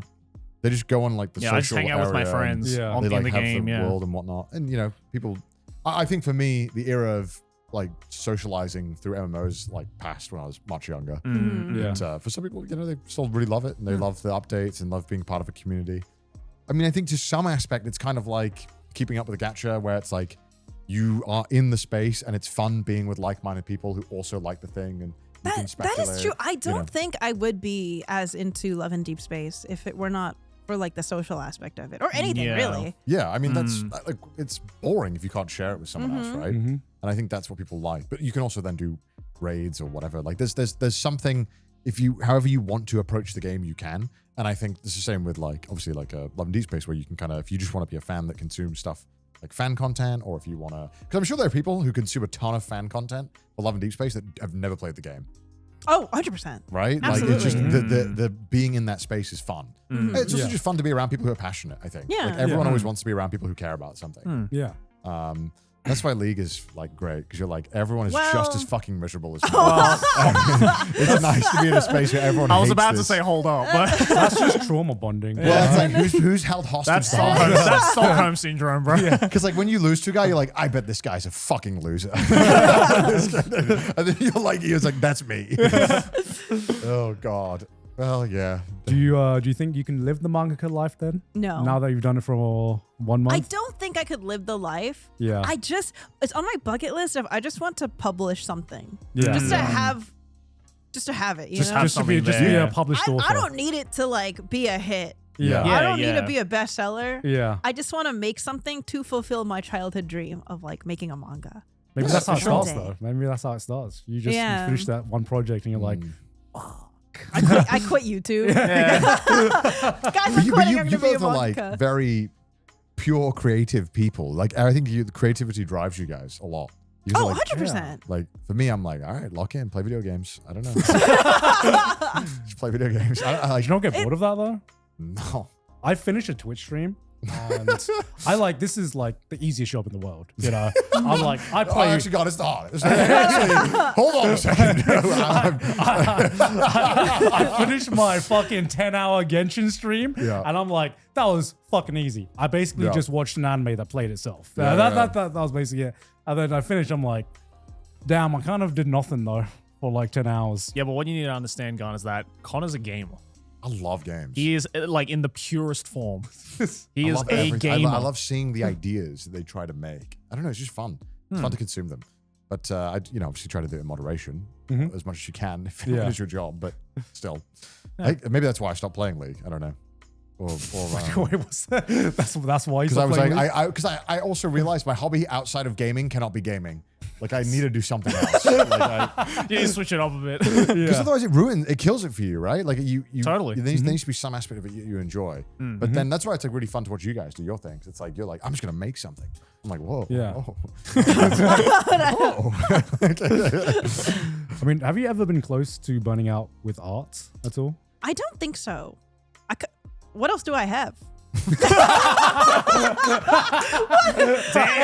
I don't got anything else going for me. If I don't have art, what do I have? I'm just kidding. Well, not really, but no, I don't think so. I think it's because like one of the things I've tried to like, and I've talked about this a few times in the past and like other places, but the one thing I've always tried to stay true to myself in like YouTube or whatever I do is I want to make sure I'm enjoying what I'm doing. Yeah, of course. So like, even if it's not it doesn't make the most sense business wise, if it feels creatively fulfilling, then that'll still like keep me going, you know? Like every time I make a Love and Deepspace video, that's a guaranteed 10 out of 10.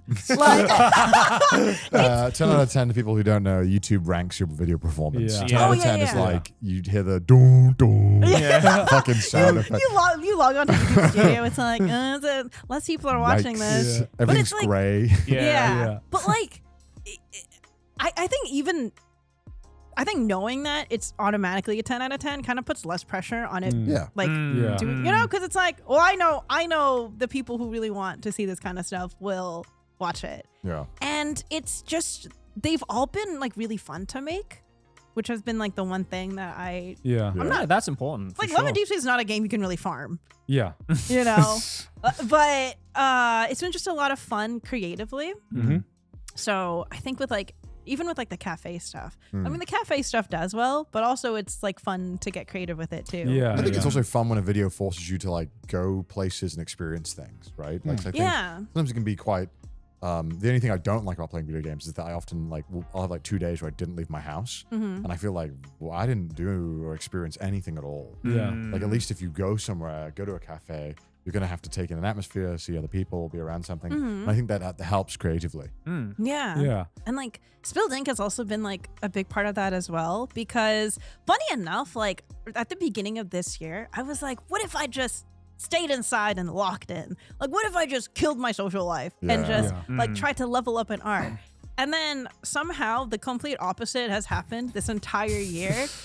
I think I've been like I've made more like creative, what's the word? Progression, Like- steps. Kind like that, but also I've been meeting a lot more creatives than I would have expected. Yeah. And it in turn has kind of like made me like socialize so much more, which is like not good for like video productivity or anything, but it's also like really cool to be, I guess, surrounded by other creatives. I mean, that's what pushes your creativity a lot of the times is surrounding yourself with, number one, people in the same field, and number two, people doing exciting things as well, because it gives you like inspiration to work on your own stuff as well. And a lot of it has led to like some funny coincidences. Like there was an artist that I became friends with who I met through Design Festa. Right. And it was because like her name's Bingying. Shout out my girl Bingying. She was selling like watercolor stuff, and one of the original paintings she was selling was a painting of a lighthouse in Maine. And I was like, cool. oh my God, this would be a perfect gift to get Titus. Yeah. And so I bought it. And then, so I was compelled in that moment to be like, do you wanna do watercolor on like this YouTube channel I have, like this art channel? She's like, what? Okay. Hell yeah. Yeah. And then that was super cool. And she recently left her job at Google because she had like I think she was like a designer at Google, and she's had it for a while, but she ended up leaving it because she wanted to pursue her passion for art and watercolor. Yeah. And I thought that was so cool. So she's just been doing that ever since. Hell yeah. Oh, hell And yeah. then there's another artist that I met kind of through Spilled Ink, where I had purchased one of her keychains at Anime Expo last year, and I showed it in a merch hall on Spilled Ink. Yeah. And she saw it and she was like, oh my God, like, thank you for showing my work. She hit me up recently to be like, do you want to meet up in Tokyo? I was like, sure, why not? Let's meet up. And then we found out that we grew up in the same like small county at like the damn. same time. Wow. Like years ago. Isn't that crazy? That is crazy. Small world. Anyways, that's just been fun. Do you often feel like you have to, when working on like your YouTube stuff, do you have to have like a project that you're really excited about to get you through like the other projects that you kind of like maybe have to do to maybe you're less passionate about, but you have this like one thing you're really looking forward to? I think my problem is it keeps shifting. Like I'm constantly looking forward to the next thing and never the thing I'm currently working on. So I'll be excited about the thing I'm working on and then I'll be like, oh, I know what I'm gonna do for my next video. I'm so excited to work on that. I just have to get through this one. And then I start on the next one and I'm like, yay, I'm finally working on it. And then I'm like, oh, but my next video idea. Ooh, I'm excited for that one. And it's just like constant like unsatisfactory loop. Right. It's I mean, you like the idea of working on videos, but you don't like the actual. But you have to sit down and do it. I know exactly what you mean. You're like, I've got so many exciting ideas of so many different videos, and then you have to sit down and realize like, the idea. Yeah, you're like, damn, this kind of sucks. I have to write a script. Oh, I hate it. hate writing scripts. It's the worst for me. When's the last time you wrote a script? I've been doing it a bunch lately. Oh, for really? videos where I have to like format them. For, like, Oh, voiceover. okay. I was gonna say, I thought usually you like off the cuff. Yeah.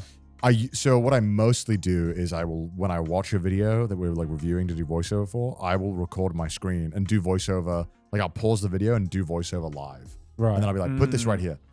Like, and then I'll edit and I'll be like, cut this part to cut here, put the voiceover here. But yeah, I've been having to write some scripts for some other videos that I've been wanting to make. And bro, it sucks.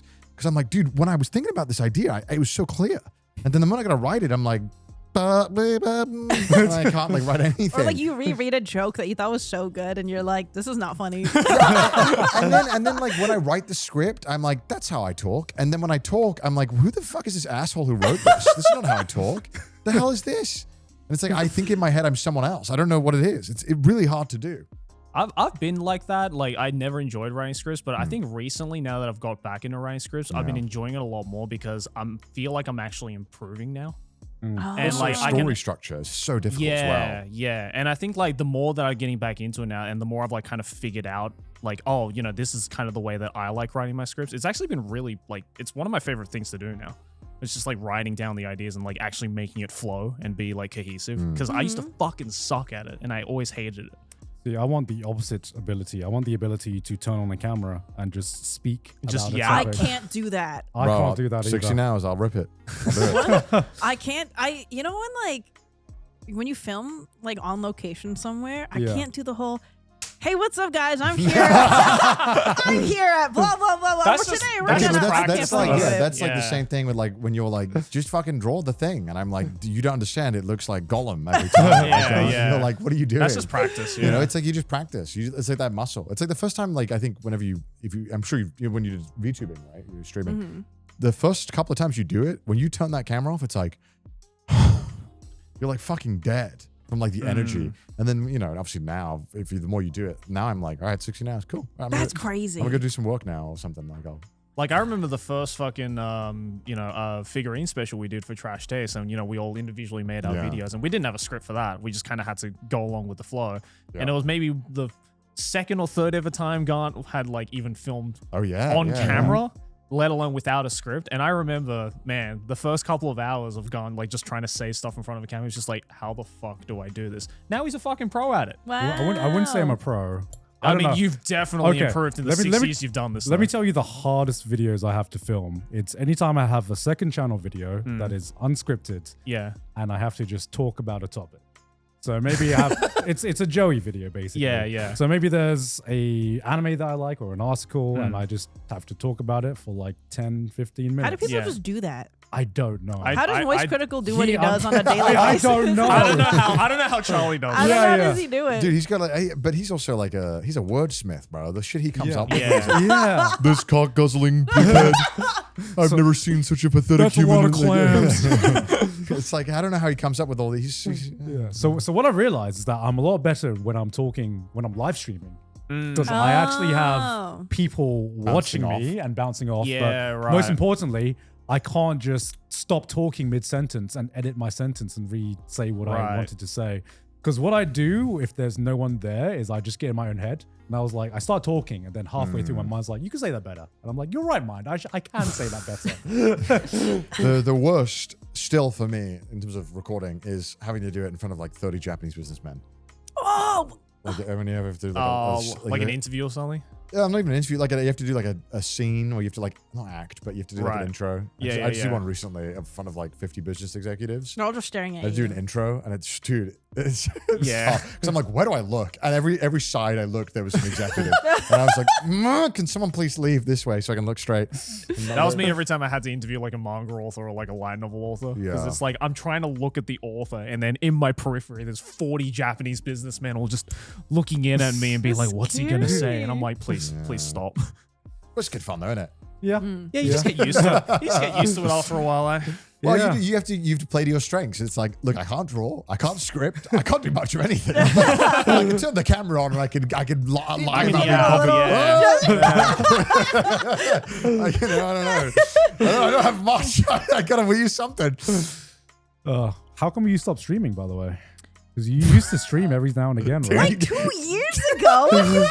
I remember when you used to Came at you stream. like they can't. I get so surprised whenever people still ask me this question because I'm Yeah. like, I feel like it's been long enough for it to be like, all It's right, never at least done. I'm They want gonna the return stream. of the king. Yeah. They want the goat to come back. I think I am not comfortable with being perceived in real time. Why is that funny? No, I get it. No, If that makes it's sense. tiring. It's the same reason why I don't like doing panels.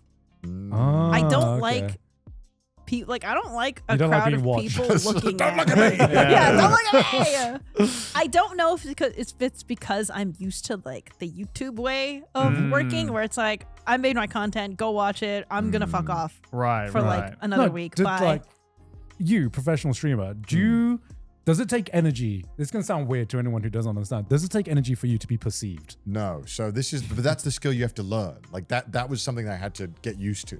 Like that internal monologue that is constantly keeping you in check. You gotta like turn it off. Why would you want to turn it off? Because that takes energy. And you can't stream if that's on. That's why streamers are dumb. So dumb. Just because they don't think. They don't think. Because to be a good They're on streamer, autopilot. Because to be a good streamer, you cannot there cannot be a moment of I shouldn't say that joke. You just have to say it, and then deal with the backlash later. and then you get in trouble. Also, that's why they're constantly getting canceled. Well, yeah, because streamers are just dumb as well. I think look, I do think you have to be a little dumb to be able to turn that thing off. Right. But also, I saw it as like being like in panels and stuff. I saw it as like, oh, I'm not good at what I do because I can't. I'm getting nervous because like when I watch Pete do it, Pete's like insane. He's like he'll be like, what are we doing? I don't know. Okay, shit. All right, I'm going on in 5. Okay, and then he somehow nails it, and you're like, what the hell is this guy? Yeah. So being around him kind of made me like have to like rethink a lot of like, okay, this is a guy who like is so clearly talented at just being perceived and like knowing how to use that, like you taking the perception of him and using that as an entertainment form.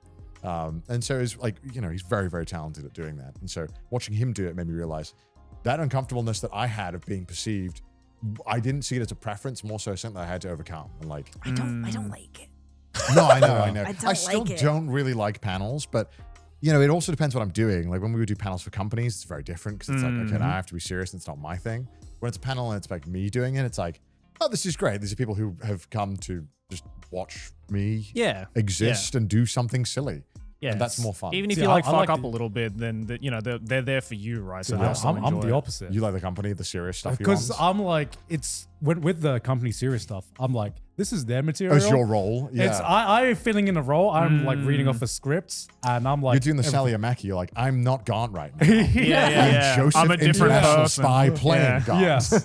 Whereas if it's like a me panel, I'm like, Yeah. shit, they're there for me. That's Yeah. I gotta be the most me of like all time, and I'm like, True. shit, man.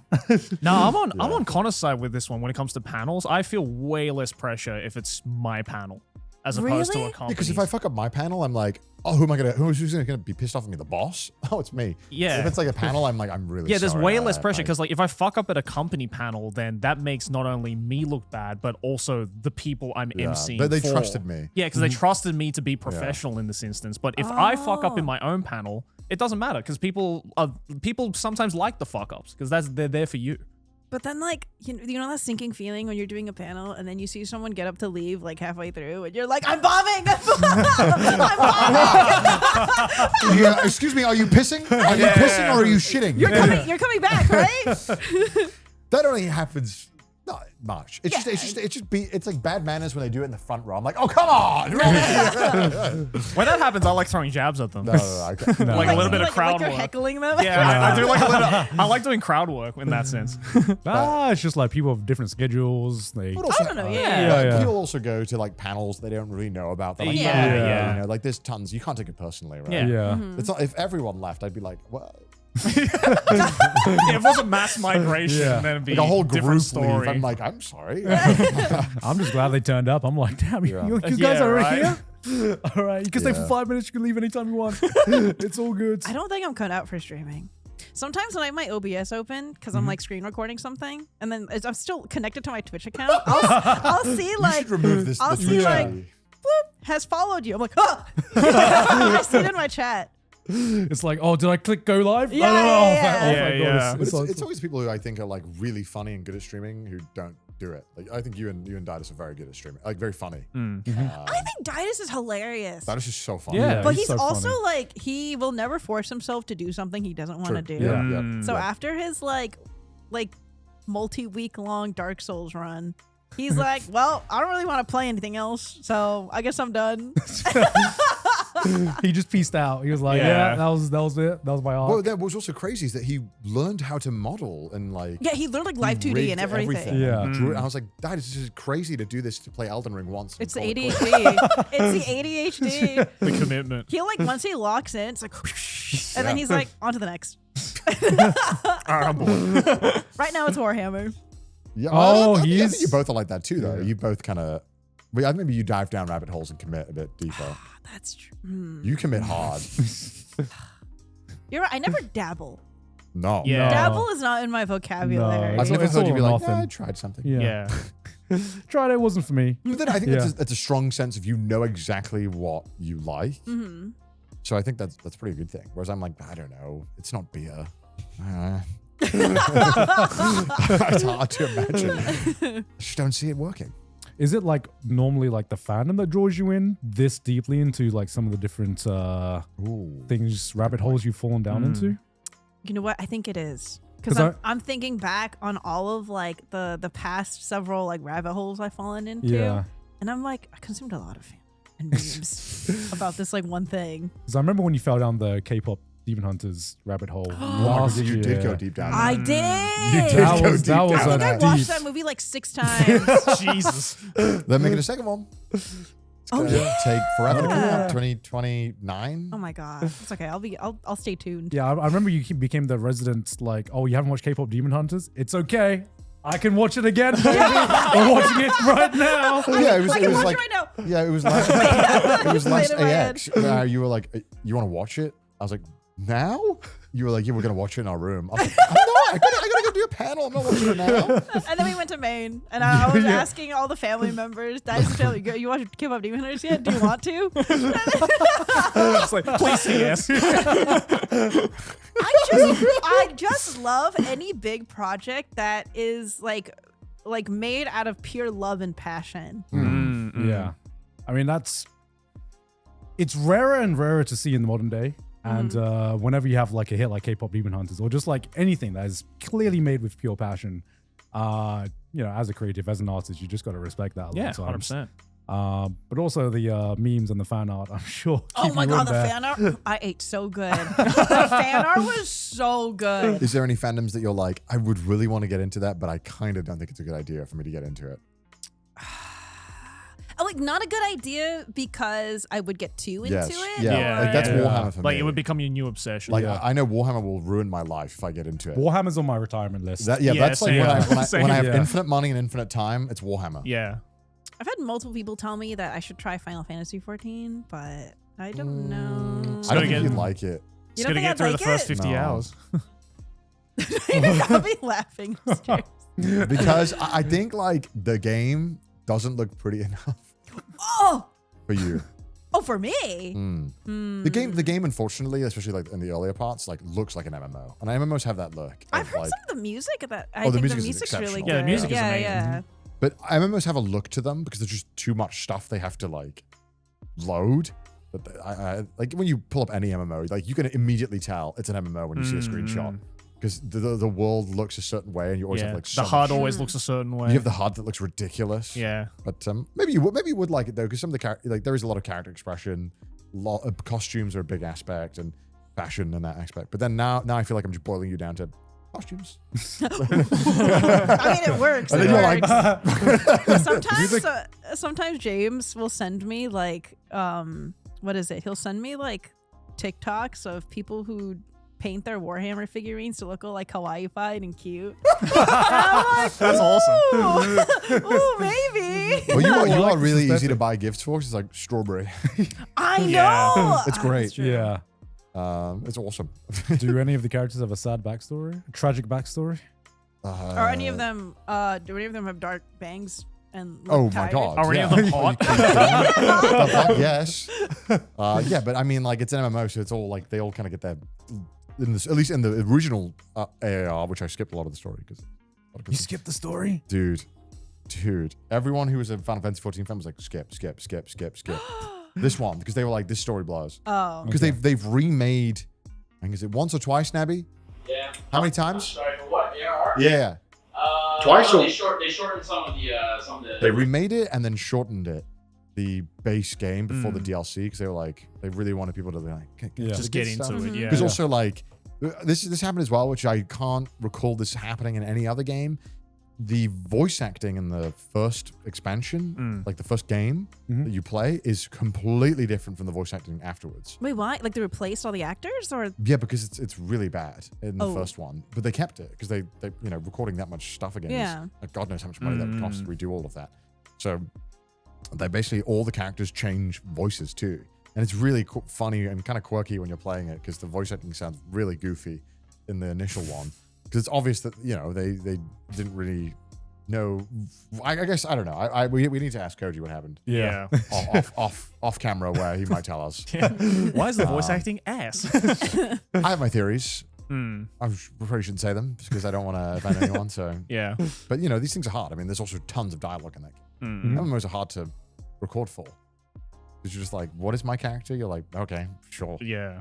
Well, just like any big game like that, like the amount of lines you have to go through to Yeah, and often MMO lore is overly complicated, and as like an actor, it's probably really difficult to know. And then if the director is taking the job, but maybe he's not that passionate, I don't know. I have no idea. I don't know. I'm just speculating.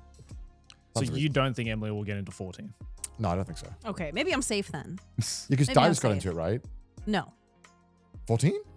I think he dabbled. Yeah, he dabbled, right? Right. He dabbled. Yeah. I I don't thought think he he's was into like it. deep into it for like a week or something, and then he stopped. Maybe, but I think again, it's like the I think that's social his thing. definition of dabble. Yeah. I think it's like if his friends aren't playing it, then it's like, well, I just a don't. lot I of it's just, social, right? MMOs are kind of a lot of a grind, though. Yeah. I just a lot of the No, times. I couldn't.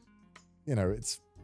I don't know. Yeah, it's way more the social aspect for sure. If you don't have people around you who are also, getting into it at the same time as you, then it's really hard to get through. But a lot of people have been playing it for a very long time. It is unfortunately a very difficult game to get into because even the website to buy the subscription is a fucking challenge to do. Oh, you have to pay a subscription. Well, Emily. Actually, the first 60 levels in a Realm Reborn is all completely free to play. Oh. That's the meme. What's the meme? The copy pasta. The copy Yeah, the paste. Comic Master. Did Yeah. you know the critically acclaimed the critically acclaimed MMORPG Final Fantasy 14 with 80 hours of content? What was it, Nabby? Nabby, you putting? Bring out Shadowbringers copy pasta free trial. Free trial Okay. copy That's- pasta? It includes. It's updated now. It's good. The critically acclaimed RPG Final Fantasy is a free trial, and it includes. Wait, no, scroll up. Includes the entirety of A Realm Reborn and the award-winning Heaven Sword expansion up to level 60 with no restrictions, no playtime. Sign up and enjoy. They always get. That's like a sponsor read. Yeah. They somehow turned a sponsor read into a copy It's pasta. kind of It's genius. crazy. It's kind of Yeah. genius. So yeah, you can actually play it, but you are still limited in certain things. But yeah, you have to buy it. And getting the subscription, I will admit, is a I'm okay. I've got enough Yeah. stuff eating up my time anyway. Yeah. Yeah, I think you don't. Yeah, you don't need to. It's do this fine. to If we have yourself. time, I have one question Yeah, to ask you 100%. guys. So we've been on YouTube for a while. Yeah. And if you have already discussed this in a previous Trash Taste episode, then we can skip it. Do you have a favorite YouTube video? Like of From- all time? Like, Myself that or we YouTube? made? No, Or just all time? just of all time. I A mean, Potion favorite- Seller's up there for me. That's like immediate. Like when I think of the goats, Potion Seller's up there. Do you know Potion Seller? Yes, I know Potion Yeah, I know Seller. Potion Good. We all know. Do you come back? Do you I like feel a yearly like rewatch? I feel like Yes. this is the YouTube Hall of Fame, and I watch this video whenever I need inspiration of how to make a good video. History of the World. Yeah. Bill Worst, Words? yeah. That is a goated like a Hall of video. Famer YouTube upload. That is true. That is like that is like the Citizen Kane, I think. of YouTube videos, honestly. It is very good. Yeah, that's a really good Yeah. video. Oh man, I don't know, to be honest. Do you have Do you have one? one? I do. Okay. But, okay. It requires some context. Go Okay. on. Okay, so back in high school, I was really into My Little Pony. Why are you laughing? Okay, Why are you? Is that not a me show? Come on. Why are you acting surprised? No, it is a you Hello? show. It's just a funny way to start. I know. Sorry. This is one of those videos I have to do a yearly rewatch. Okay. And I tear up every time. Okay. But anyways, so okay, so quick context. There's two characters in My Little Pony called Princess Celestia and Princess Luna. Princess Celestia is in charge of raising the sun. Princess Luna raises the moon. Night day, you know Yeah. how it is. Classic. Yeah. So the lore is that a long time ago, Princess Luna, they're sisters, by the way. So a long time ago, Princess Luna got really jealous of Princess Celestia because everyone loves the sun and appreciates the sun, and they're always awake in the daytime, and then nighttime they go to sleep, and they don't acknowledge Princess Luna. So that resentment turned her into Nightmare Moon, and then still thinking that. Yeah, no, go on. And then Princess Celestia banished her to the moon for 1,000 years. Mm-hmm. That was the main conflict of like the very beginning of My Little Pony. Okay. Okay. And then that ends up getting resolved pretty quickly. Like Yeah. Nightmare Moon comes back, and then the power of friendship, Yeah. elements of harmony, and then Nightmare Moon is no longer, and now Princess Luna is redeemed and she's normal, right? Right. It's a kids show. The conflict gets resolved pretty quickly. There's not much else to it. But back when I was in high school, someone made like an original song in the like perspective of Princess Celestia during that time when why are you laughing? Okay, first of all, it's a really beautiful song called Okay. Lullaby for a Princess Pull it by up. Pony I want to see it. Phonic. And- Don't play the music. I just want to see the YouTube Yeah. video. Yeah. Lullaby for a Princess. Yeah, so it starts off as just a song, right? And I remember That thumbnail I love goes that hard. thumbnail. that comes afterwards. So that image on the right, that was the original song. It's just audio. It's just a song. And Okay. it's Yeah. this woman singing these beautiful lyrics. Aw. And I was like, oh my God, this is amazing. I think I was like a junior in high school at the time. And I ended up like, I think I downloaded it on my iPod, and then I brought it to school, and I was like showing my best friend at the time, Kate. I'm like, Kate, you have to listen to this song. It's amazing. So I have vivid memories of this. Anyways, fast forward a few years later, Warp Out made an animation using the original song. Oh, Right. yeah. And it was so good. It made me cry the first time I Whoa. watched it. Whoa. And now I do like a yearly rewatch. I have not been into My Little Pony in years. Cause like I think I stopped watching in like college. Right. But I feel like this is you know how you told me like fandom stuff is kind of what like gets me deep into a hole? Yeah. I feel like this is such a beautiful representation of like fandom. like being a fandom beautiful- collaboration, because you Right, have right. someone taking this like little piece of lore from a show, like a kid's show. They make an original song out of it, and then someone took that piece of creative Yeah.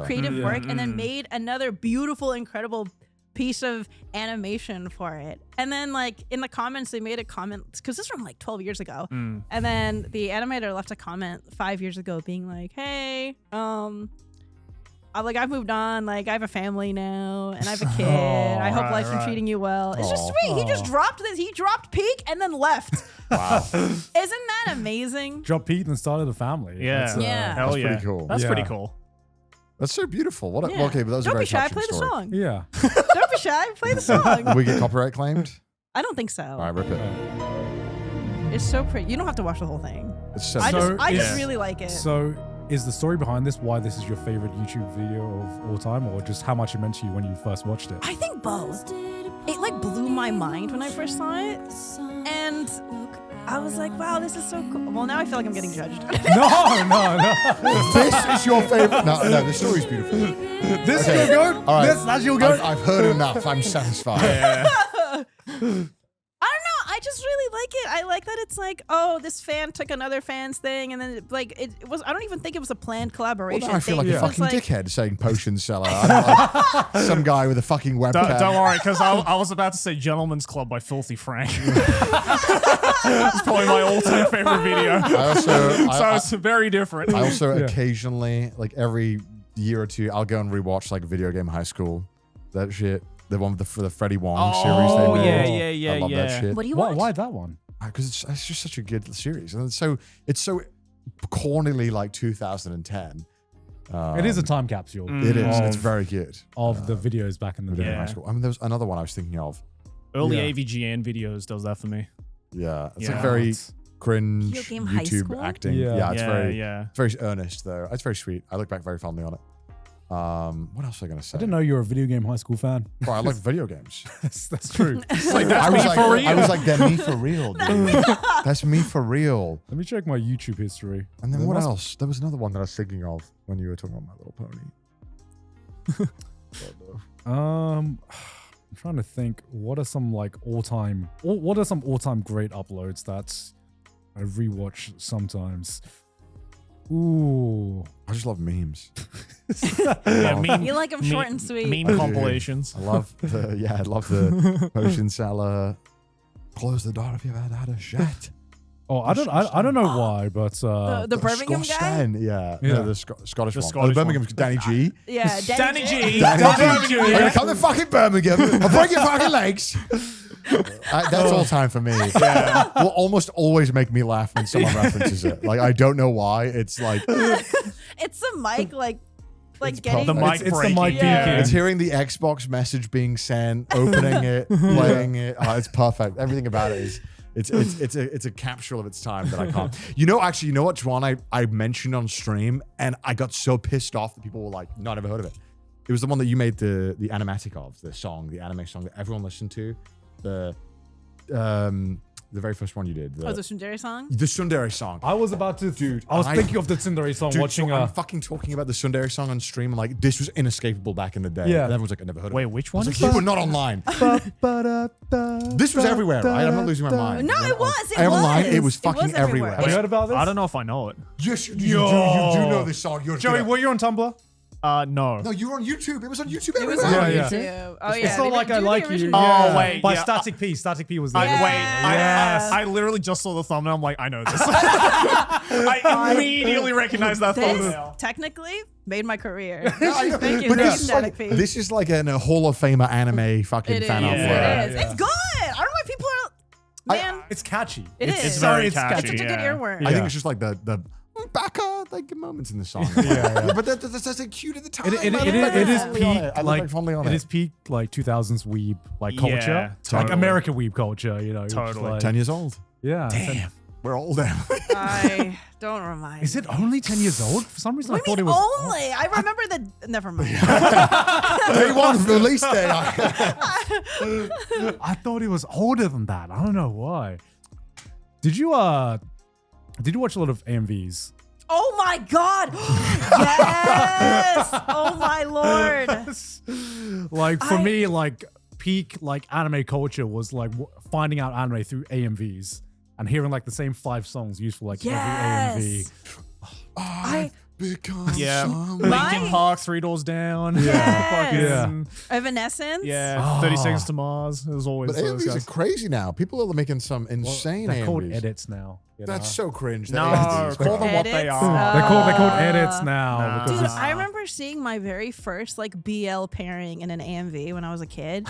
It was like Light and L from Death Note, set to My Immortal from Evanescence. That must have unlocked something in you. It was one of those AMVs where it's a mix of clips but also like fan art that they've gotten from the internet of like them Right. shipped together. And I Yeah. remember I, like as a kid, I was like, you can do that? Is allowed? That was crazy. have you ever made an AMV? Huh? Have you ever made an AMV? No. Ah. I liked I'm watching Like them. animatics, I mean, it's kind of like Yeah. that's even, it's quite a But big. I'm not taking existing clips. Yeah, I guess so. Yeah, that's true. Mm. But I mean, I'd argue like I remember my animatics is very like, first AMV I ever watched. It was Fruits Basket, because it was the very first thing I ever looked up on YouTube when I found Yeah. out about YouTube's existence. It was a Fruits Basket AMV set to an Avril Lavigne song. I wonder if it's still up. Huh? I wonder if it's still up. I don't know. Would it be? It's all like grainy. It's just hard to get the search terms for YouTube to like bring it up. I think. Yeah. Yeah, because it's like They get buried. They buried get somewhere, buried. especially if it's like some of the older AMVs back in the day. Mm. Oh, Kai's gonna try. It's Fruits Basket, Avril Lavigne. I'm with you. Dude, anime was so funny back then, dude. It was awesome. What do you mean? It was just so unapologetically cringe, and I loved it. It was great. Maybe that top one. I know it's gotta be old, right? Yeah, it's gotta old. be an It's old old, one. old. My Happy Endings, 2006. It's gotta be like 2006. Yeah, it might be that one. It might be Yeah. that one. This one? 2006. This is July I 6, don't know. Oh my god! 2006. Look at that crunchy quality. Yo, that audio quality. Oh my god. Oh, that 240p, Yeah. bro. Oh my Oh god. my god! This was my bread and butter back in the day. We probably can't play too much. Yeah, Yeah, we we can't can't play play too the much. Oh, music yeah, too yeah. much, yeah. Holy Yeah, that shit shit. was That's a good, 20-year-old bro. video. Yeah. I just remember the video I always damn. come back to watch whenever I want to like feel nostalgic. It's not a famous video, but I always remember where I was back when I first watched it. Can you search up PD Flow? PDFLO? I think I'm gonna bring up the anime documentary. I mean, this is PD one word. Oh, word. the Anime Expo vlog? The Anime Expo vlog. I love that video, bro. Specific. You know this one? I know this video, Yeah, Pedro bro. D. Flores. Yeah. Just search up PD Flow Anime Expo. Yeah, PD Flow Anime Expo. Yeah. What is this? This is like one of the very first vlogs Wow, at Anime 2000. Expo. Wait, really? Wait, go, 2008. do Wait, the 2006? 2006 Oh, there you go, one. 2006. So, I remember watching this. I remember watching this too. It's got copyrighted music in it, so Oh, yeah, yeah. definitely. Just mute it and let it play. Yeah, Yeah, just just mute it mute and let it play. But it's just PD Flow, this guy who just 2006. goes around interviewing different attendees at Anime Expo. This is wow. basically what's this we've seen this He's ahead of his time. ahead of his time. Dude, this I- guy's funny as fuck. I as miss well. 2000s con culture. Dude, it was Yeah. so good. It But- was so good. I always come back to watch this video if I need to remind myself what con culture used to be like. Oh my Like back in the day. God. This is like I remember watching this when I was in England, 16 years old. I was like, damn, seeing this Anime Expo was just on a different scale of anything I'd seen in like anime culture, Yeah. right in the UK. And I was like, damn, I hope I can come here one day.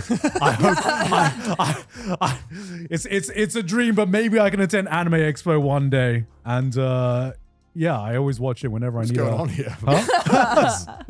Yeah, I do. Oh man, I miss early cons so much. Even like 20 like game. Yeah. Yeah, Oh, it was yeah. so fun. Honestly, It was great. Yeah. bring it back. It's obviously more corporate now. It's a lot more corporate now. 'cause God rolled. Fuck. Yeah. we're not old, Joey. Well, a lot of the local cons, like they feel like a lot of them are gone now. You do still have them, but a lot of them have gotten so expensive to throw events. Yeah. Mm-hmm. I mean, when's the last time you went to a local con? Fuck. Long time ago. Long time ago. Yeah, damn, man, that's sad. Yeah. I'm sorry. It's melancholic. It's Yeah. Damn. Yeah. What a crazy thing though. It's so Yeah. cool that it's like time capsuled like that. yeah. I hope this video never goes down because I'm like, this is my time capsule for anime cons back in the day. When like the new generation Yeah. asked me like, what were conventions like back in the day? You know? Just pull up a PD Flow video. Yeah. This is it, man. This is it. Yeah. What was the first year you went to a convention?